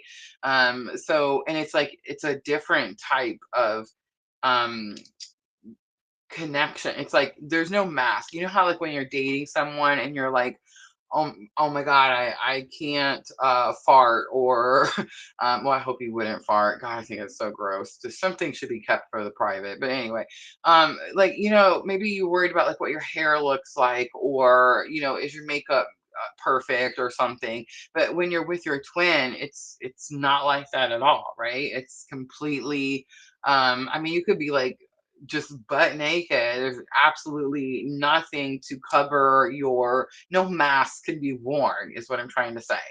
And no mask is needed. You know what I mean? So there's something about that energy here. It's like spirit saying there's something about that that you need to experience. I feel like you're experiencing it, but maybe you're not understanding it for what it is, or you're so worried about losing that feeling or that connection or that feeling, that home feeling you have when this is happening, that you're not in the present and you're not allowing your body. So another thing too, Sandra, is like I feel like when we experience these moments, it brings some type of like cellular type of healing. And I don't mean like cell phones, I mean like DNA, like our body. Like we go through some type of alignment, some type of healing process when we are going through these experiences. So it's like if you're going through this experience and you're too busy in your thoughts, worried about, oh, is it going to stop tomorrow? Will I not hear from them again? Is it going to, am I going to experience this loss again? If you're all experience worried about that and your thoughts are all focused there, then you're not allowing your soul, your body to be present in the moment that's happening right now. And here's another thing that I'm fixing to say that I don't even know where this is coming from. um I just based on my own journey and my own experiences, I do not believe that twins are like here for like marriage or to live happily ever after. I believe there's a higher purpose to what we're doing. That's why you don't see a lot of twin flames like together or in union or married or none of this shit. Um, and I think if you do see them, it's always for short periods of time. It's like they never can make it for certain amounts of time. I feel that there's a reason for that because we all have like our own little area of the world that spirit has put us with, our own little tribe of people that we're transmuting for, right? Like I honestly believe that that's the purpose. And I don't have like, somebody like show me the proof. I don't have that. That's just from my journey, my experiences, my studies, my research, and the things that I've put together. This is what I believe. So when we have moments of reunion or union or whatever you want to call it, we are always in the both masculine and feminine. Am I making a mistake? Am I setting myself self up for some type of heartache? Is this person changed? Are they healed? Are they going to do it to me again? Are we going to deal with ghosting? You're all in that energy. And again, like I was saying to Sandra, you're not able to allow the soul to experience what it has come into that union or reunion for. So just keep that in mind. Just because you come into union or reunion with your counterpart energy, it is not about you getting married and about you living happily ever after. God saved you, and now you have a purpose. Now you're in God's army. Now you have to help other hurt people who are trying to heal. It is not about two people living happily ever after and going on vacations and eating dinner together every night. I promise you it's not. I want to say it is. I want to come out here and be like, yes, we're all going to live together and be happily ever after. And it's super great. And it's like, no love you'll ever experience. But that's a bullshit lie. And the reason I know it's a bullshit lie is because there is no other people. There is no other people. Show them to me. Prove me wrong. I wish somebody could. But the facts are the facts, and we're here to do a certain thing. So when you get that moment of reunion, when you get that feeling like your batteries are being charged and you're ready to go back out and face all the freaking demons of the world that we're being asked to face, don't waste that time. Don't waste that time. Don't waste that time worrying about what's going to happen next, or should you, could you, would you. Don't do that. Don't do that. And I don't know where all that came from, but it's just so important.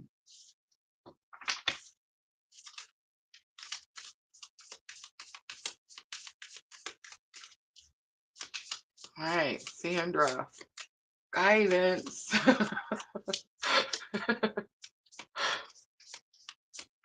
All right, love comes out. It says, I commit to the practice of seeing the good in all things. All right, I'm going to leave that right there. I hope that was helpful. And I'm just going to clean up a little bit and we'll keep going. So we have Vanessa on Facebook next.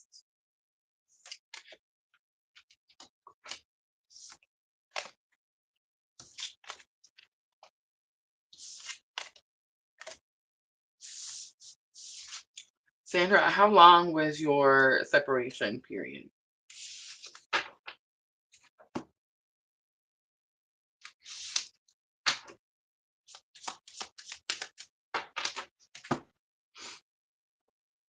I mean, you don't have to tell me if you don't want to, but I just kind of want to know.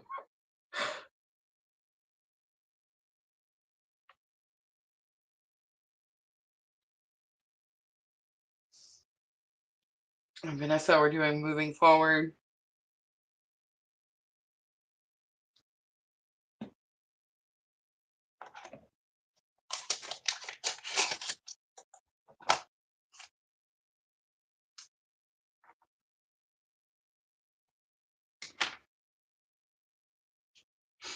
20 years.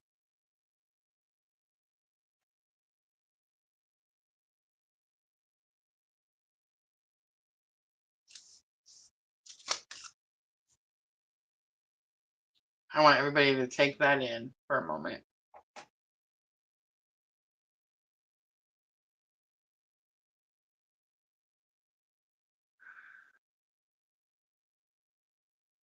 She says small communications, maybe 12 years.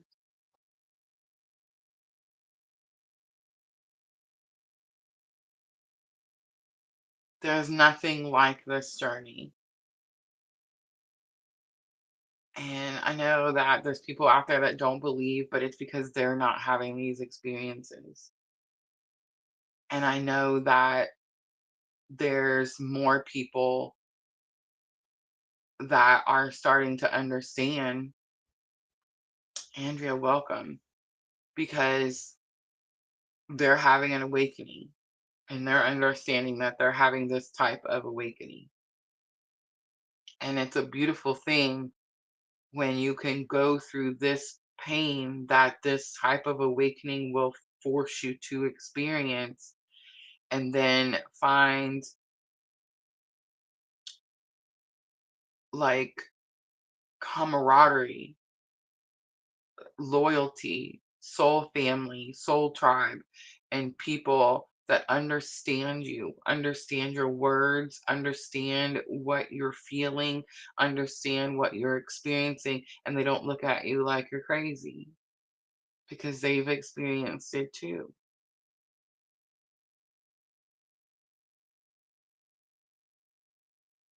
Pluto into Aquarius is actually bringing a lot of people into union or reunion. I struggle with the word union. That's why I'm always saying or reunion, because I believe, again, from my own experiences in my own journey, that we are always in union. This 3D, this separation is 3D. It's just here in the 3D. We don't experience this separation feeling anywhere else. It's just in the 3D. And if you study twin flames from, way back in the freaking beginning of time, I mean seriously, you can go all the way back to the beginning of time. But it's like if you study twin flames, let's pick the Egyptians just for an example. If you study them, they didn't have separation because they understood the mission. You know what I mean? They understood the assignment. They understood that it was not about marrying this one person and being in love with this one person and living this happy go lucky life of no service for what? I mean, that's not what it was ever about. It was always about God pulling you from some darkness, pulling you back into the light, and you joining God's army. It was always about that. And they knew that and they were okay with that. So they didn't experience 3D separation. They didn't experience runners and chasers like we experience today. So it's like the twin flame journey is not even the twin flame journey that it used to be because so much bullshit has been poured out through the internet to tell people what they want to hear. Because telling people, I'm promising you right now, we just got a new subscriber. Thank you, Andrea. We are an organically growing tribe.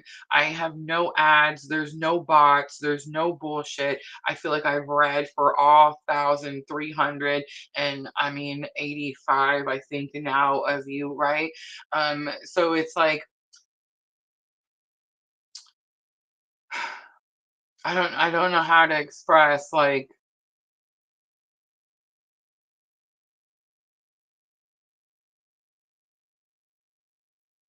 it's easier to tell people what they want to hear, and I could make so much money doing that. I could make this business grow so much faster if I came out here every day and told people what they want to hear. But that's not my purpose. And in order for me to align with the path that my soul chose for me in this lifetime, I have to tell you the truth and I have to tell you the facts. And the facts are that it was always about the purpose and it was never about the person.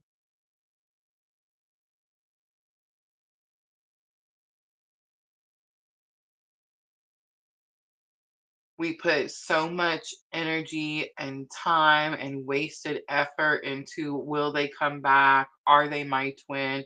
Yes, they are. You already know. Yes, they will. You already know. And do people wait 20 years? Yes, Sandra just showed us. So do you sit in that 20 years and do you I mean, Sandra, did you have an awakening, right? Like you continued to heal and go through your healing journey. You didn't go sit somewhere and cry in your sorrows because someone didn't live a life with you that you thought you were going to live a life with. You see what I'm trying to say?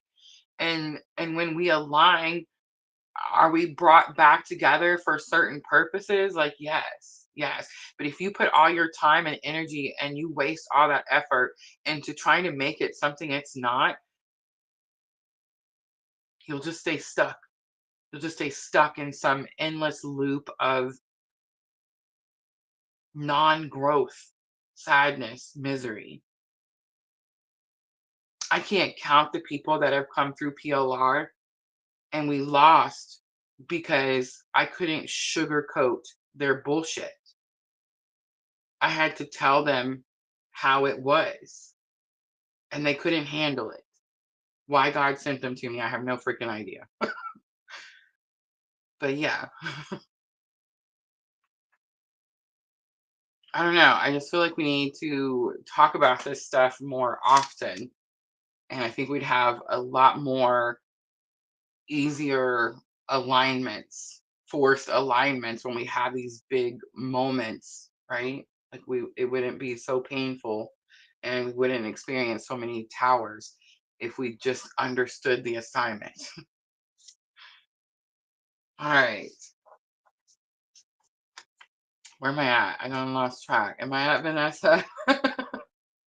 I wrote Vanessa's name and the thing, and we have one, two, three, four tickets in the bowl.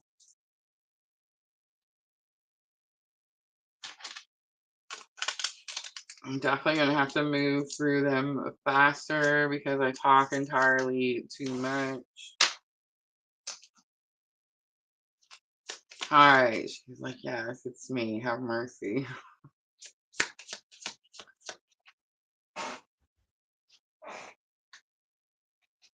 I dropped it. Sandra says, I continue to live each day to the fullest and blessed. Playfulness came out, Vanessa.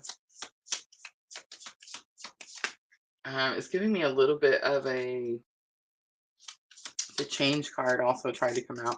It's giving me a little bit of a flirtatious type of energy. Divine timing comes out. Compassion comes out. Picking up strong twin vibes tonight. Do you guys sense it? So moving forward, there's something that's happening that's divine timing. Like this is the time it was supposed to happen.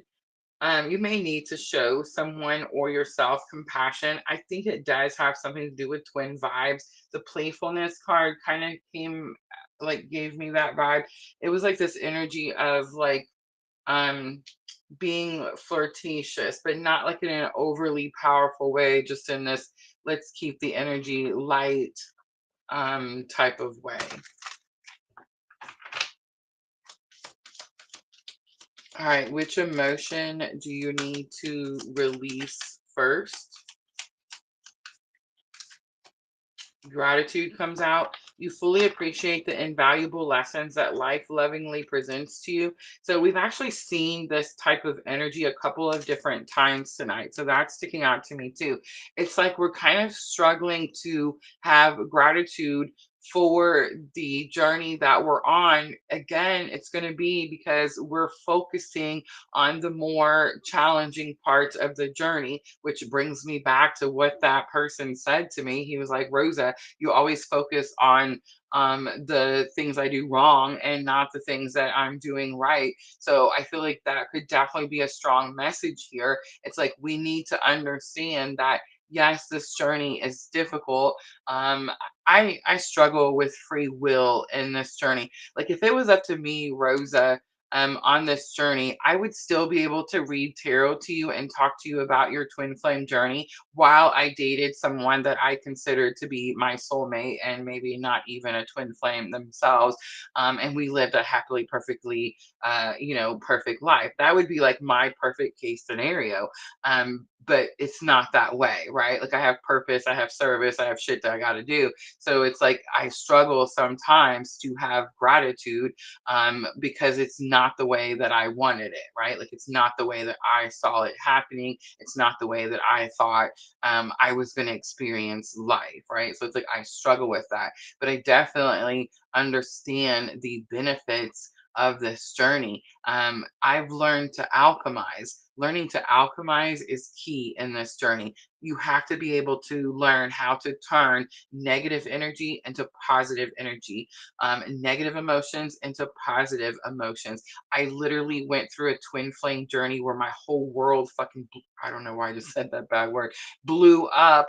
And I had to gather all my pieces And I created PLR. I created a business that is growing, and that I, received money from. So it's like you have to learn how to alchemize in this particular journey. And I think that if there's anything that I have the most gratitude for, it's going to be that lesson, because I can take that lesson with me everywhere, right?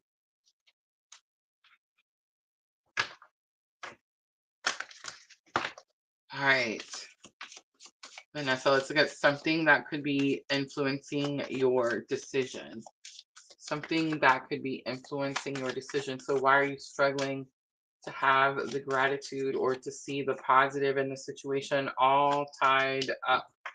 Anxiety is on the bottom. So, all tied up is the card that says you're super busy all the time. Sometimes the all tied up card can represent like staying super busy so that you don't have to focus on something, or so you don't have to think about something.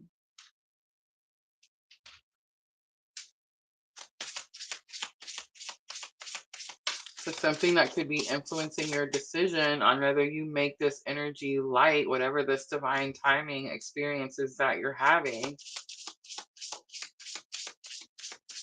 is you not taking the time to like sit down, allow some type of more slower energy. It's like there's this go, go, go energy. The two, the three is five again. There could be some change in that situation as well. All right, where you're going to find strength. You have speak from the heart. So this is heart chakra energy. It's number 25. The hope card again. It definitely immediately gave me Mercury retrograde. It kicked off on the 25th. So it's this energy of um some type of communication. Some type of communication about how you're feeling about something. So I feel like it's very possible. This could be telepathy with a twin, of course, through the heart chakra. But this could also be like actual communication where you get something off of your chest. All right, let's look at lesson learned and guidance.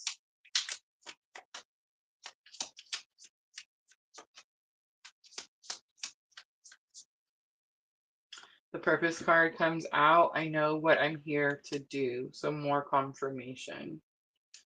I feel like spirit is kind of aligning us with purpose at this time, especially as we're going through that big Pluto transit. It is that age of humanitarian type of energy. So it's like we're going to be needed at this time. So a lot of us are being shown purpose at this time.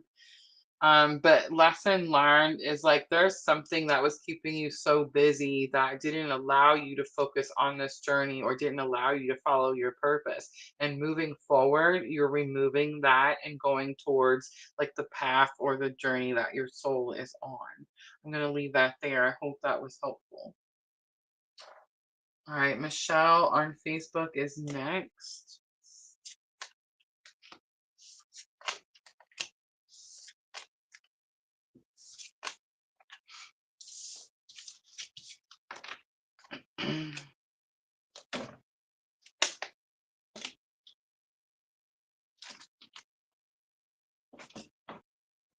I did get Vanessa in there. So 1, 2, 3, 4, 5.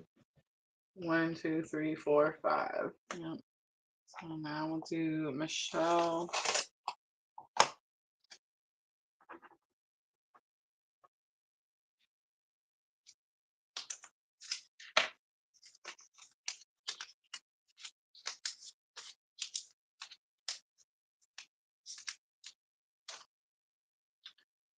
All right.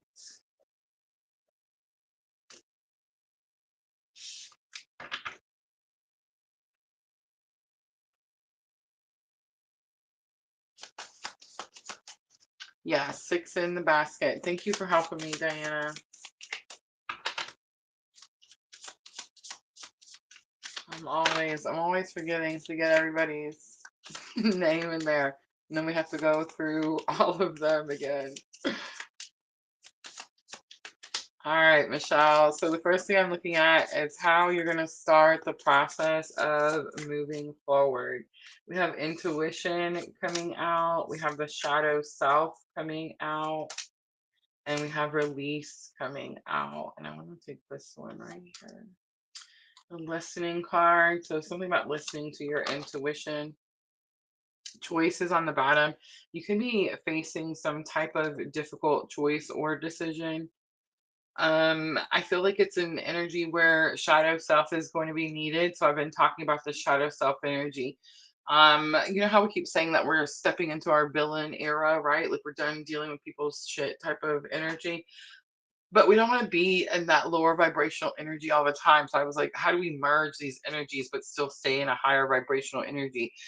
We stay in our higher vibrational energy and we store that more fighter protector type of energy, and it's like we expel that energy when we need to. And I feel like it's possible that moving forward you're gonna have to step into that energy so that you're able to protect yourself in some type of way. And I feel like intuitively you already know what that is.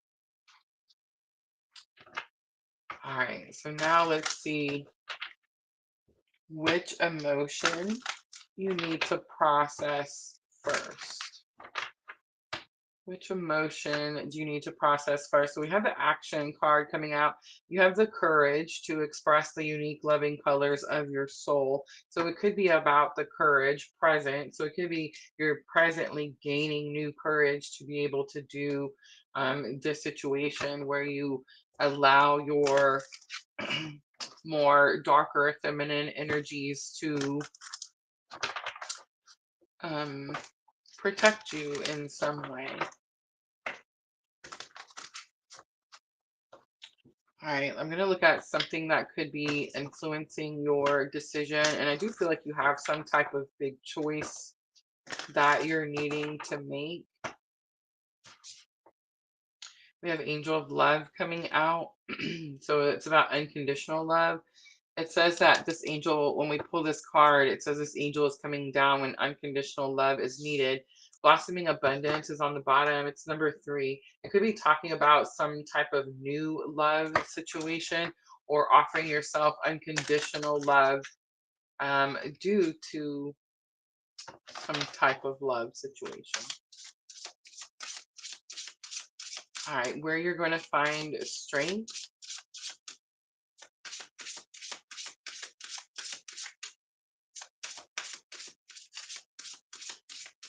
This could be saying something too about like loving someone unconditionally. Just because you love someone unconditionally doesn't mean that you have to like accept or condone any type of like unhealthy behavior. Something about that I was picking up. All right, let's look at where you're going to find strength.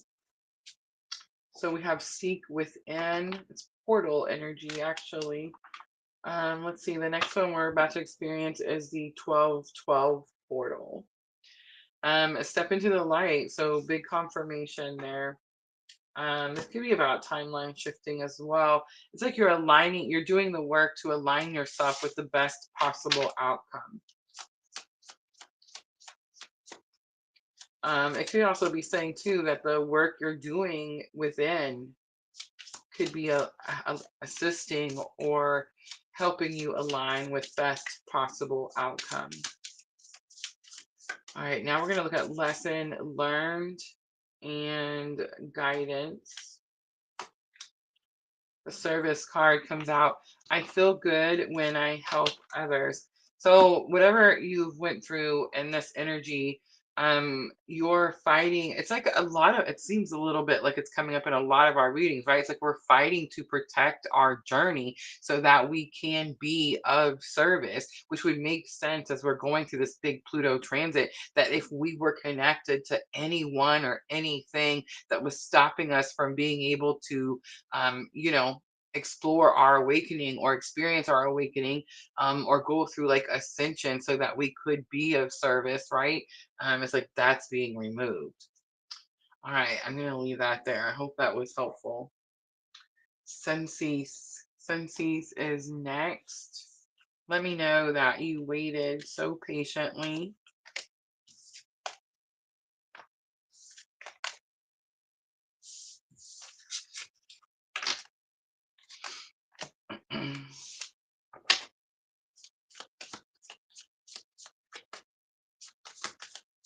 Thank you, Michelle. Diana says 12/12 is my birthday.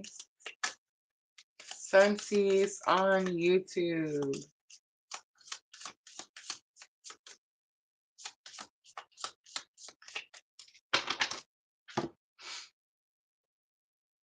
Okay, and Diana is next.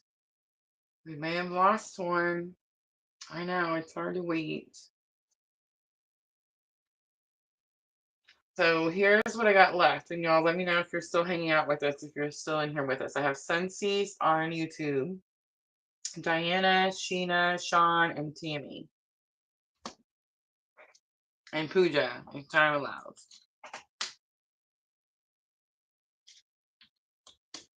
So who is still here with us?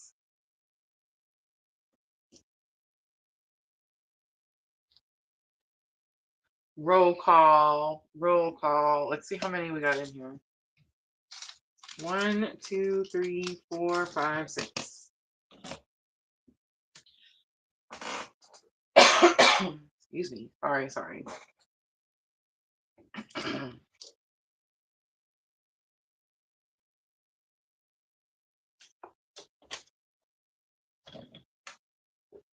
Ooh, look, Tammy's still here. Sean's still here. All right, so I'm not seeing a Sensi, so we're gonna go to Diana.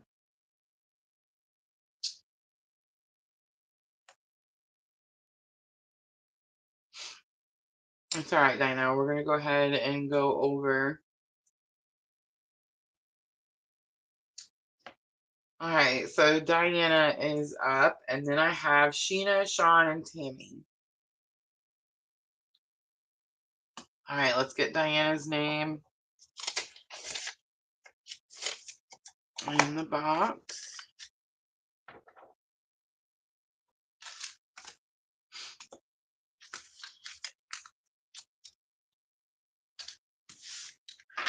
All right, Diana, here we go.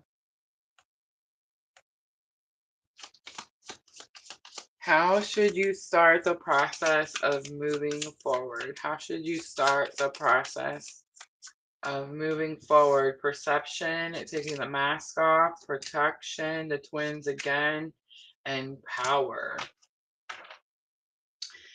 Surrender is on the bottom. There's something about surrendering to your journey. There's something about understanding that it's highly protected, maybe even from yourself. Like even if like you're trying to walk away from something, it's like spirit's still showing you all the signs and all the synchronicities. There is going to be some type of power that you're attaining from that situation. I think something about like the walking away I'm feeling is where you're kind of like taking control back of your own journey. I think surrender is at the bottom of the deck because there's something about the way you perceive taking back control of your journey and the fact that you're surrendering to your journey. It's interesting to me how much of the twin flame vibe came up for how we are going to move forward. And the perception card too is this energy of like letting go what people think or feel. Like you're not going to allow people's perception of you to affect how you feel about yourself. I feel like that's something pretty big that you could be gaining or attaining from your own spiritual twin flame awakening. All right, an emotion that you're going to have to process first is the release card. So you have the ability to give over unwanted energies to the loving forces of the universe. I get this feeling, Diana, like you try to walk away from your journey. Like you try to say, you know what, this is too much for me. Maybe I'm not gonna focus on this person, or I'm not gonna focus on this situation. And I think it's possible that you're being shown there's some type of protection and power when it comes to this journey. So it's like you're being shown how powerful the connection is. That could definitely be a possibility as well. All right, let's look at something that is influencing your decision. Something that's influencing your decision. We have the fourth chakra here. So fourth chakra is heart chakra. Door to spirit is on the bottom. I just burped. I'm just saying, I know it sounds funny, but sometimes like that's a type of confirmation. But for chakra, heart chakra, you could be having heart chakra activation, which means you're seeing yourself have more compassion, maybe for the twin or just for people in general that you didn't see yourself like having compassion for previously. All right, let's look at where you're gonna find strength, where you're gonna find strength moving forward.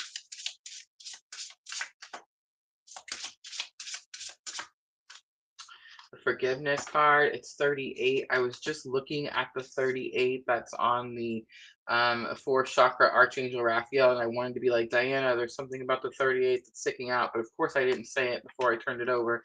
And the forgiveness card is here, and that is where you're going to find the strength. I think you're forgiving them for maybe not meeting expectations or not doing something that you thought was supposed to be like a certain way. Um, lesson learned that you're going to take from this situation, guidance moving forward. We have loneliness. I know that I am never alone. I know that I am never alone. Surrender again on the bottom. All right, I'm going to leave that right there, Diana. I hope that was helpful. Sheena on Facebook, say hi to me in the comments. Sheena on Facebook.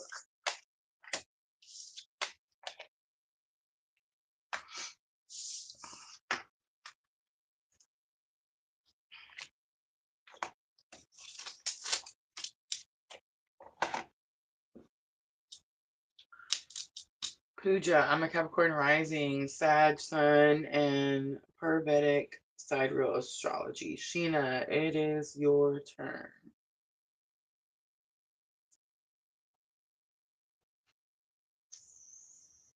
We can add Pooja, absolutely.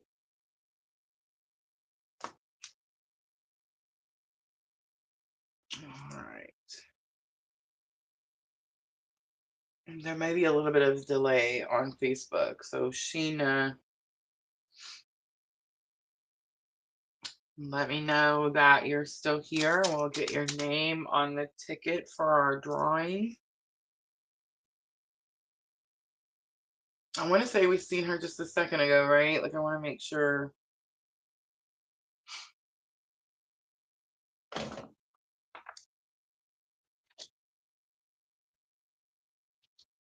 Thank you, Diana. All right, Sheena going once. Sheena going twice. The next one is Sean. Sean on YouTube.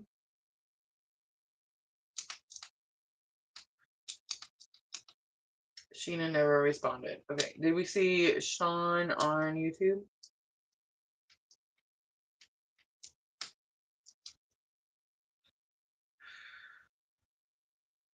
Sandra says, Pooja, I'm a Capricorn rising too.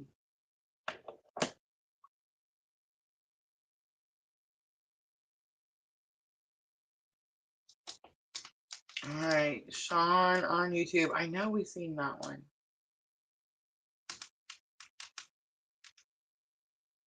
Yes, I believe so. 1, 2, 3, 4, 5, 6, 7. All right, Sean on YouTube going once. Sean on YouTube going twice. Tammy on Facebook, let me know that you're still here. Tammy on Facebook.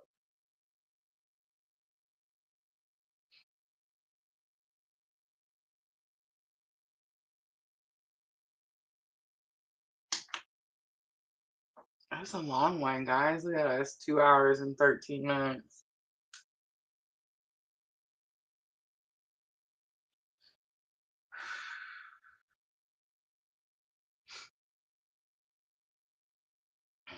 Are you seeing anything wrong, Michelle? We just had a drop over on Facebook.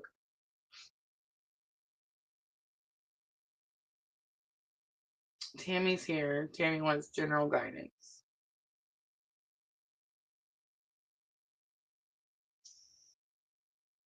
All right.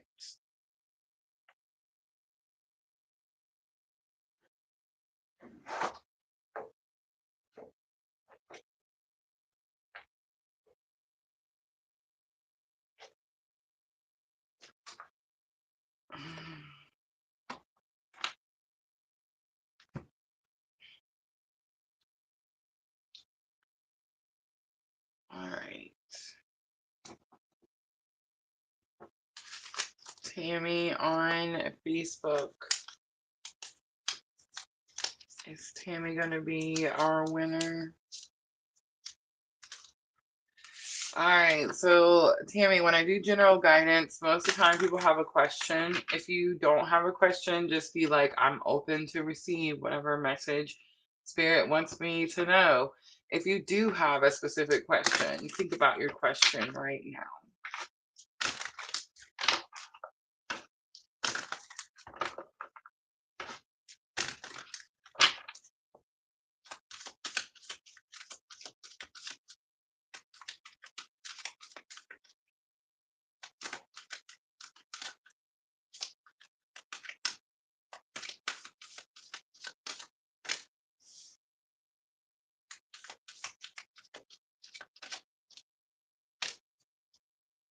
Wow, Tammy.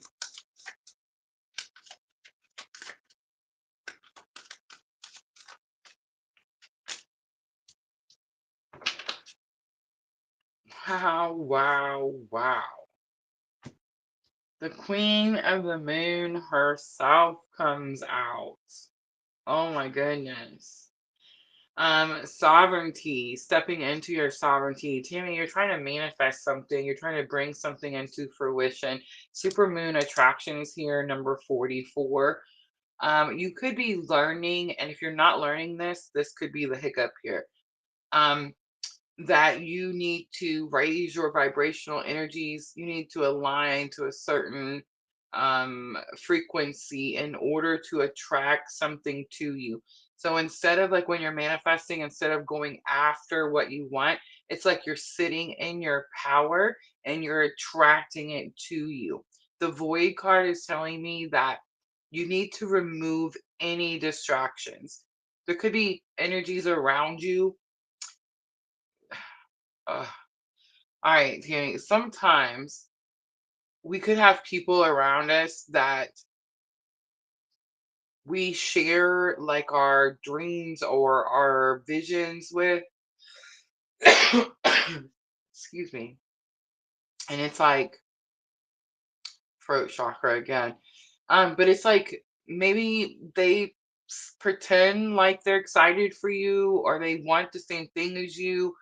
But it's like maybe internally they're jealous or there's envy or something like that. So it's like there's something getting in the way of you being to attract what it is that you want. And it's like it's not going to come into fruition until you can remove the distractions or and what I mean by like this person, like this energy that's like not necessarily wanting you to have the things that you're trying to attract or pull in. It's like they could be purposely distracting you from being able to do that. I'm just going to give you an example. Um, the previous relationship I was in, whenever I would work on my PLR stuff, that person was so jealous and envious. And I don't know if it's because I built something for myself. I don't know if it's because they have never experienced this type of spiritual type of experience. I don't know why. But it was like every time I tried to work on my PLR stuff, I did not feel like supported or encouraged. You know what I'm trying to say? But on the outside, like they would come into the chat and talk and say hello to everybody and pretend like they were supportive and encouraging of my awakening or my business or my life, right? So it's kind of like giving that type of vibe. It's like someone who maybe pretends like they want the same things as you, but in all reality they're just distracting you from getting into alignment. All right, I'm gonna leave that there. I hope that was helpful.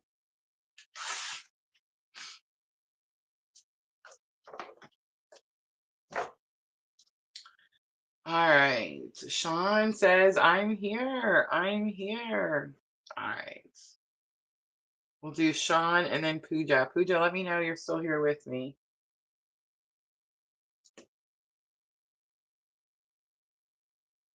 All right, Sean. Moving forward, I'm just assuming that that is what we're doing, moving forward. So let's look at what you need to do to start the process of moving forward.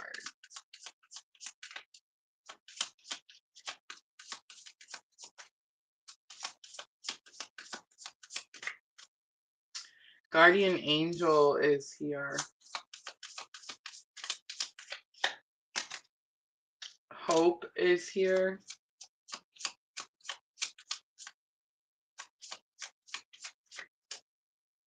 Abundance is here.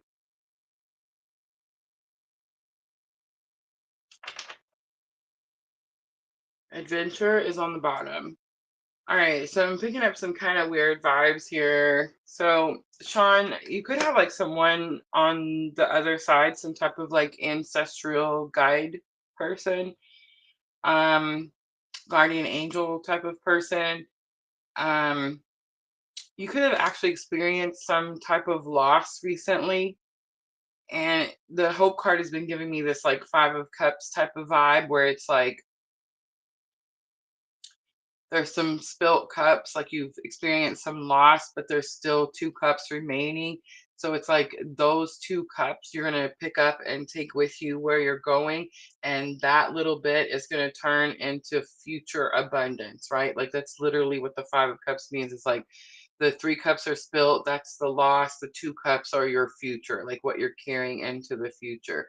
So this is kind of the energy that I'm picking up here, but the guardian angel is kind of sticking out to me. It's like you're getting a little extra assistance, you're getting a little extra help when it comes to the abundance part.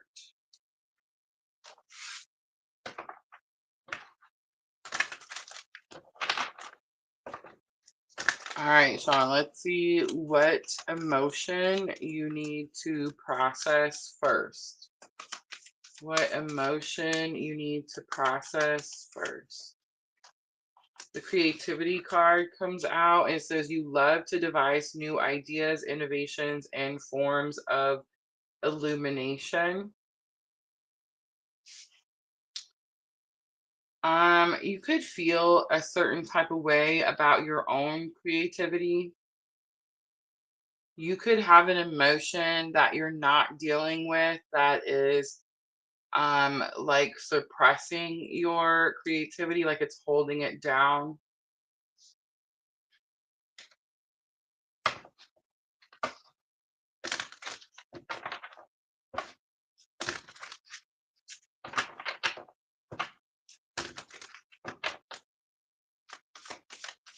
I'm going to look at something that is influencing your decision. Something that's influencing your decision. You have Angel of Strength and Yin Yang. It's the twin flame, masculine, feminine. It's also out with the old and with the new. You could be struggling to find inner strength to let something from the past go. That could also be like holding down or blocking your creativity. All right, where you're going to find strength moving forward, where you're going to find strength. Let the Be Strong card, several. I'm going to take all of them.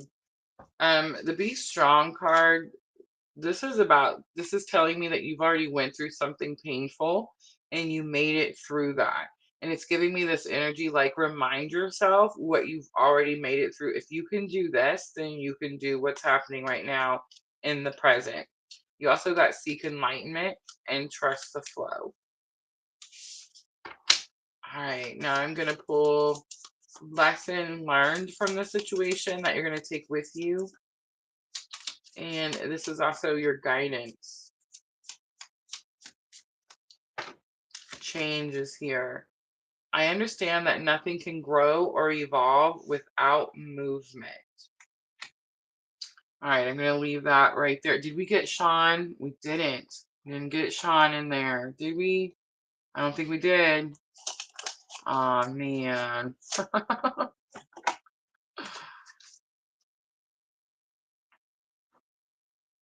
I don't think we did. All right, let me see. 1, 2, 3, 4, 5, 6, 7, 8. I have 8. So Sean would make 9, right? I'm pretty sure. All right, make sure you stay. We're almost done, and I'm fixing to pick the winner.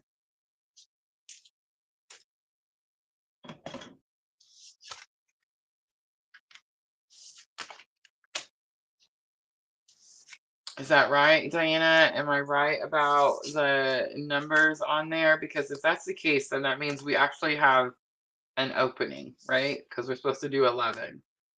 So if the numbers are right, then we could add one more. But with her, that would make 1, 2, 3, 4, 5, 6, 7, 8, 9. Pooja would be 10. Lola just subscribed. Welcome, Lola.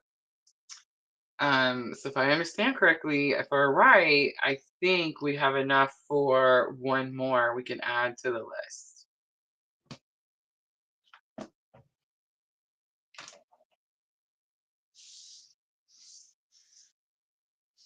Damilola? Damilola? Is that how you say it? Andrew was here first, so let me know. Okay, so we can. So we've added Pooja, and we're gonna add Andrea. Lola, make sure to come back next Sunday. We're doing giveaways every Sunday night from now until Christmas. Excuse me. Angel Answers is what we're giving away tonight. We're almost there, guys. We're almost there. So Pooja, say hi to me in the comments. Say hi to me in the comments. And let me know, Pooja, are you wanting to do the moving forward reading, or are you wanting to do the general guidance? Let me know which one.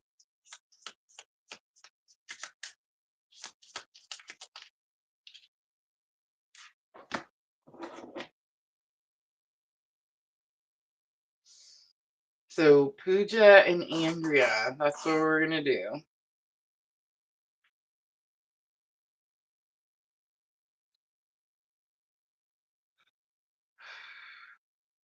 If you're coming in late, I imagine there's gonna be a reason you were drawn.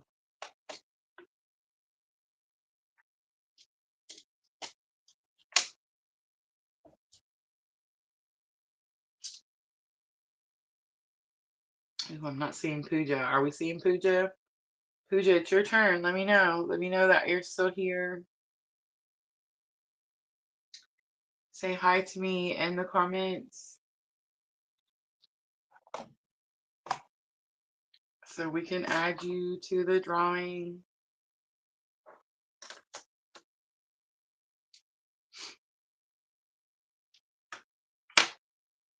Lola, yes, ma'am. We have closed the list. But hold on tight because we're calling for Pooja. We're calling for Pooja.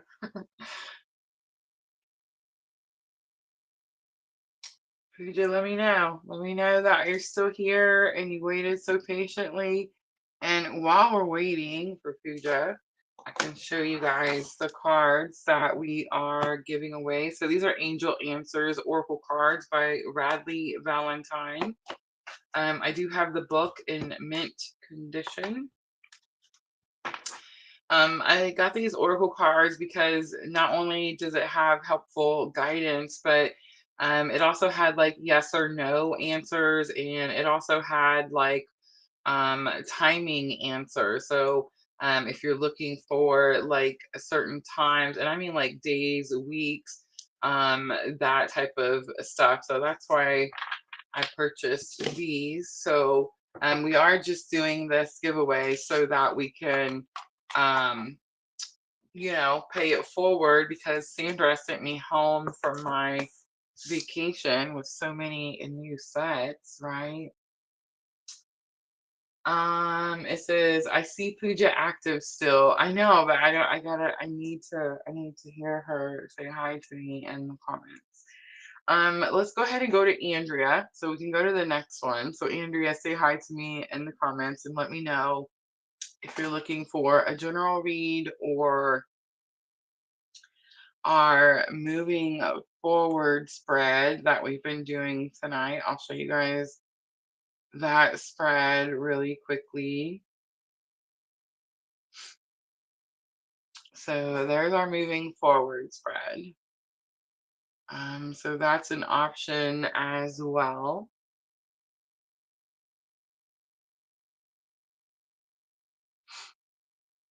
All right, so I see Andrea, so just let me know. She wants talking to heaven. I'm glad I asked. All right, I will click it. I will get it on there eventually. All right. Yes, Lola, definitely stick around. We're almost to the end. It's very possible. All right, so Talking to Heaven is by James Van Prague. These are mediumship oracle cards. Um, Normally what I'll do is I'll shuffle. I'll give you any message that I pick up on. I like to read the message out of the book that comes with the oracle cards as well, because sometimes people tell me that they can hear their person talking to them, like they would use those same words, or maybe sometimes they say that same type of phrase, you know what I'm saying? That type of thing. If you want a message from a specific person, you don't have to tell me in the comments or anything like that. Just think of that person. Just think of that person.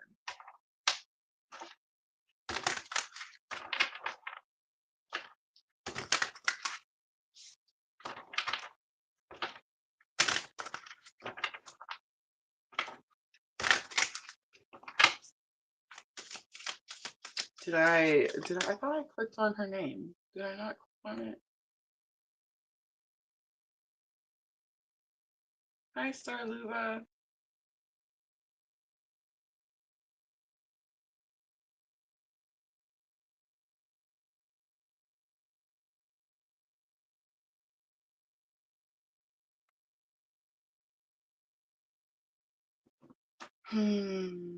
I know I seen it.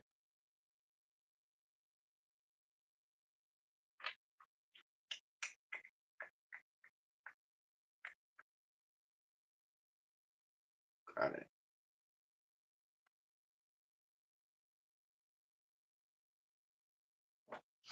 All right. Please don't spam the comments. Yes or no questions. If you want to ask a question as an energy exchange, information is in the description box. But I'm not going to answer your question because you ask it 100 times.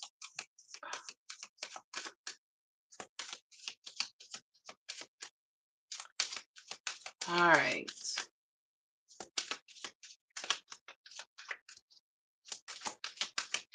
Here we go, Andrea.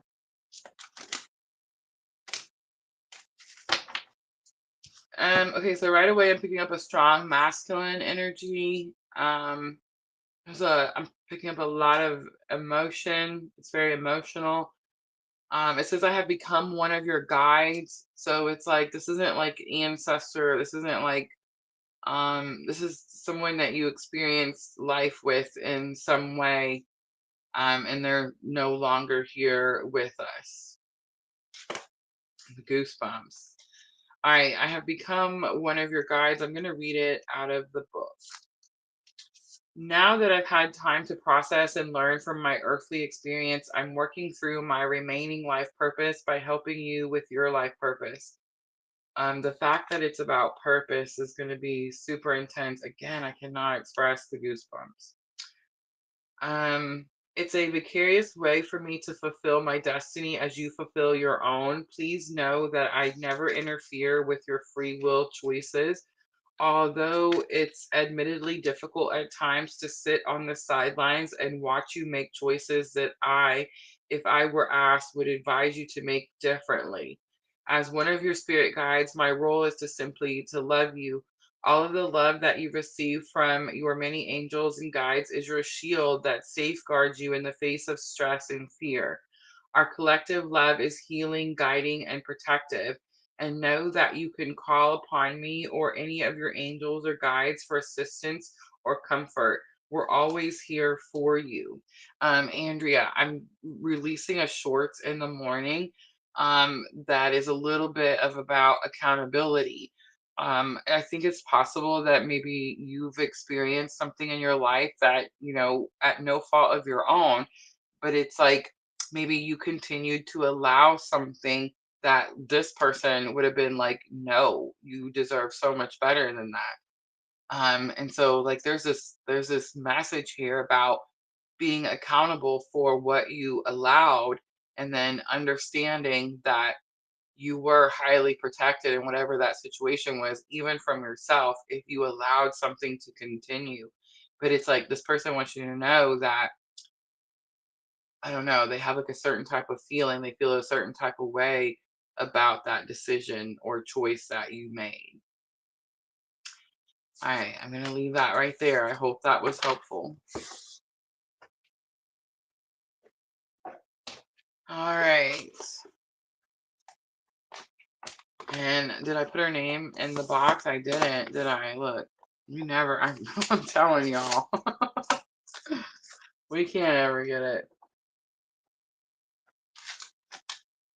All right, so are we ready to draw or are we still going? Did we ever see Pooja? Did Pooja ever come back? Let's see how many we have.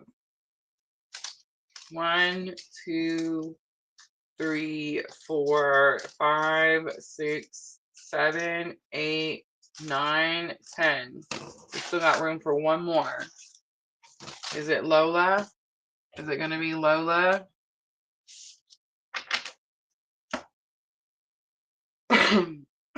Oh, thank you, Andrea.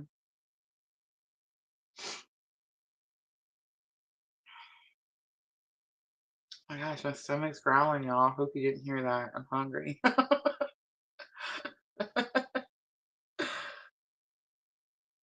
All right. So I don't think we're seeing Pooja. I love her so much. I'm gonna make a reading for her and just send it to her because I love her so much. But I think we're gonna put Lola. Lola, Starlou, I love you so much, but I think Lola beat you. Yes, Lola is still here. Lola, I need you to tell me if you want a general guidance reading or if you want a the moving forward reading. And Starluva, if you wait and hang out with us, I will pull you a guidance card before we close out. How about that?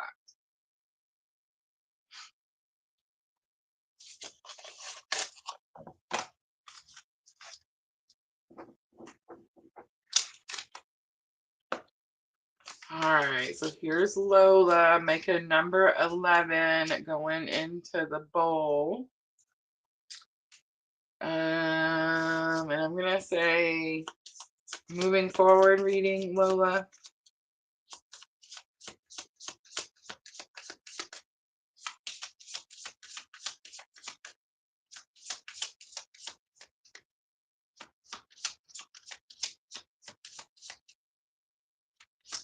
General guidance regarding love if possible.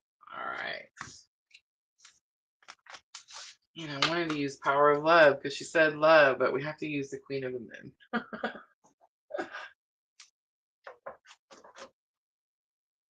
Queen of the Moon gives us our best general guidance information. All right, so you don't have to tell me what your question is. You already said it's about love. So just think about what it is that you want to know, what your what type of questions you're thinking of in your mind. And I will pull some Queen of the Moon Oracle. And let's see what guidance Spirit wants for Lola. I almost didn't click on it.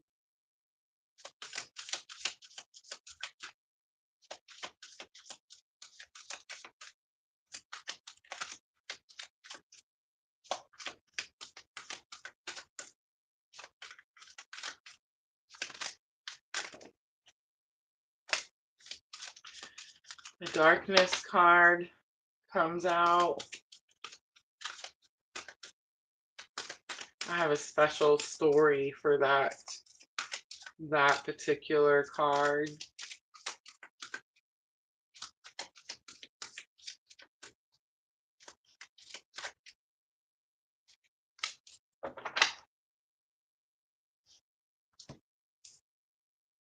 All right. So you got Darkness number 40, Flower Moon Blossoming number 33.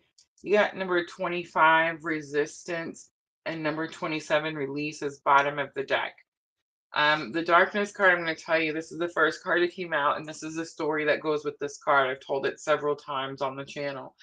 But the Darkness card shows this rabbit on one side of this path, and the path is going towards the moon, and it looks super dark, but the whole point of the card is to represent how the moon illuminates the closer you get to when you face the darkness, or when you face the thing that scares you the most. It's like the moon, the closer you get to it, the moon starts to illuminate it, and then it's not as scary as you thought it was going to be. It always looked very uneven to me. Like there was only one rabbit, and it was like there should have been two going down this path together. So it's like you could have had this feeling that you thought someone was going to go on this journey with you. Maybe the journey of life, maybe I don't know what it is, but it's like you thought someone was going to be there, and they're not there now. And that could be the way you're feeling about this energy, or like how this turned out could be stopping you from getting some type of like new abundance, being able to move into a new direction, finding new joy and new happiness. There's some energy about thinking that it was supposed to be your way, or like your way or the highway type of thing. You're going to have to let go of something that like you have a deep belief in, and understand that it could be like something's always working out for you, and it could have worked out this way for like a whole different reason. But you definitely have to release some type of belief system that's like slowing down the progress. Like all of tonight is about 2025. How do we move forward? How do we go to the next thing? So it's like there's something that you're needing to release that's keeping you from being able to take those first steps forward. And I think it's really just this belief system that someone was going to do this with you, right? We get this card a lot when we're looking at people that are on the twin flame journey, or that type of awakening, because it's that fake, false fantasy fairy tale belief that it's supposed to be about two people living happily ever after, and it's really more about the service and the purpose, right? All right, I'm going to leave that right there. I hope that was helpful. All right, so now I'm going to pull a guidance card for Star Luva, and then we're going to pick our winner. We're going to pick our winner for our Angel Answer Oracle cards. Now, guys, I hope everybody lives in like a normal place. If you tell me you're like on the North Pole or something, and it's, I can't ship it, then we're going to have to work something else out. All right, here we go. Star Luva, here's some guidance for Star Luva.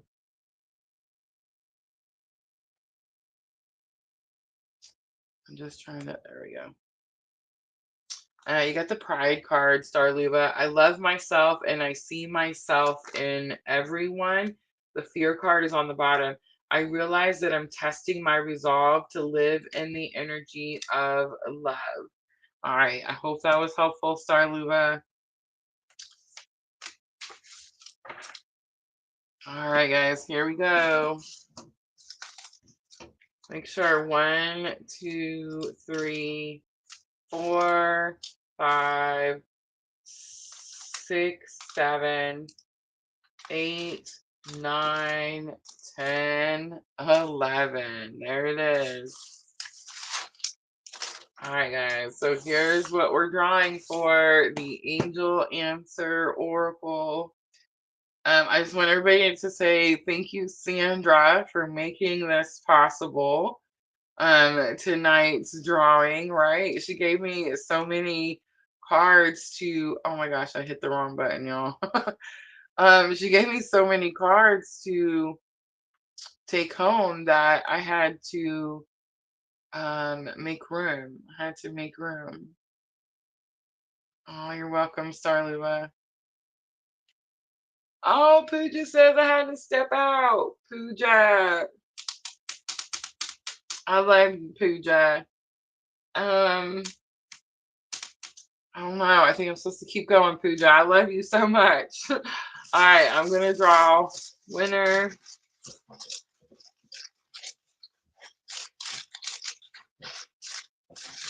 Here it is. Drum roll. Right. All right, here's our winner. Dream Sequa. Look at that. Oh my gosh, I'm so excited. She was the first one, guys. The first one. I hope you can see it. Dream Sequa is also our newest moderator. Our newest moderator. How cool is that? All right, guys. So welcome all the new energies. Thank you so much for everyone who participated tonight. Dream Sequa messaged me. I'm gonna need address, all that good stuff. I'm gonna be doing this every Sunday night. Every Sunday night, I'm gonna be doing this because it's just my way of giving back. It's fun. It gets us all participating and getting the spiritual guidance and messages that we need. So make sure to come back and join me, right? I'm not sure how I'm going to do this week, guys. I have extra time on my hands. I may do an all 12 signs on Tuesday, or I may break up the elements fire, water, earth, and air throughout the week. If you see me live, come join me, right? Please remember, I'll always put the timestamps in the description box after the live stream is over. Thursday night, I'll be back for sure and we'll do something fun, but Sunday night, we're going to come back for 11 astrology. We're always a week ahead. So if you're looking at what's happened this week, or you just want to check my accuracy, you can find those videos over on my YouTube channel under the live tab. Sunday night, we'll do this again, and we'll do it for a different oracle or tarot set. So make sure to hit that follow button, subscribe button, join button, all that good stuff. Congratulations, Dream Sequa. I'm so happy for you. All right, guys, I will see everyone very soon. Private readings, personal readings, one-on-ones are now open again. Guys, please keep me busy. I have so much time on my hands now. I don't know what to do with myself. Etsy shop, the sale ends tomorrow, so you still have time tonight. That 30% cyber sale ends tomorrow, so you still have time tonight. All right, guys, links are always in the description box. Thank you to all my moderators. I love you ladies so very, very much. I'm always, always sending all of you abundant love and light on your journey. Have a good night, everyone.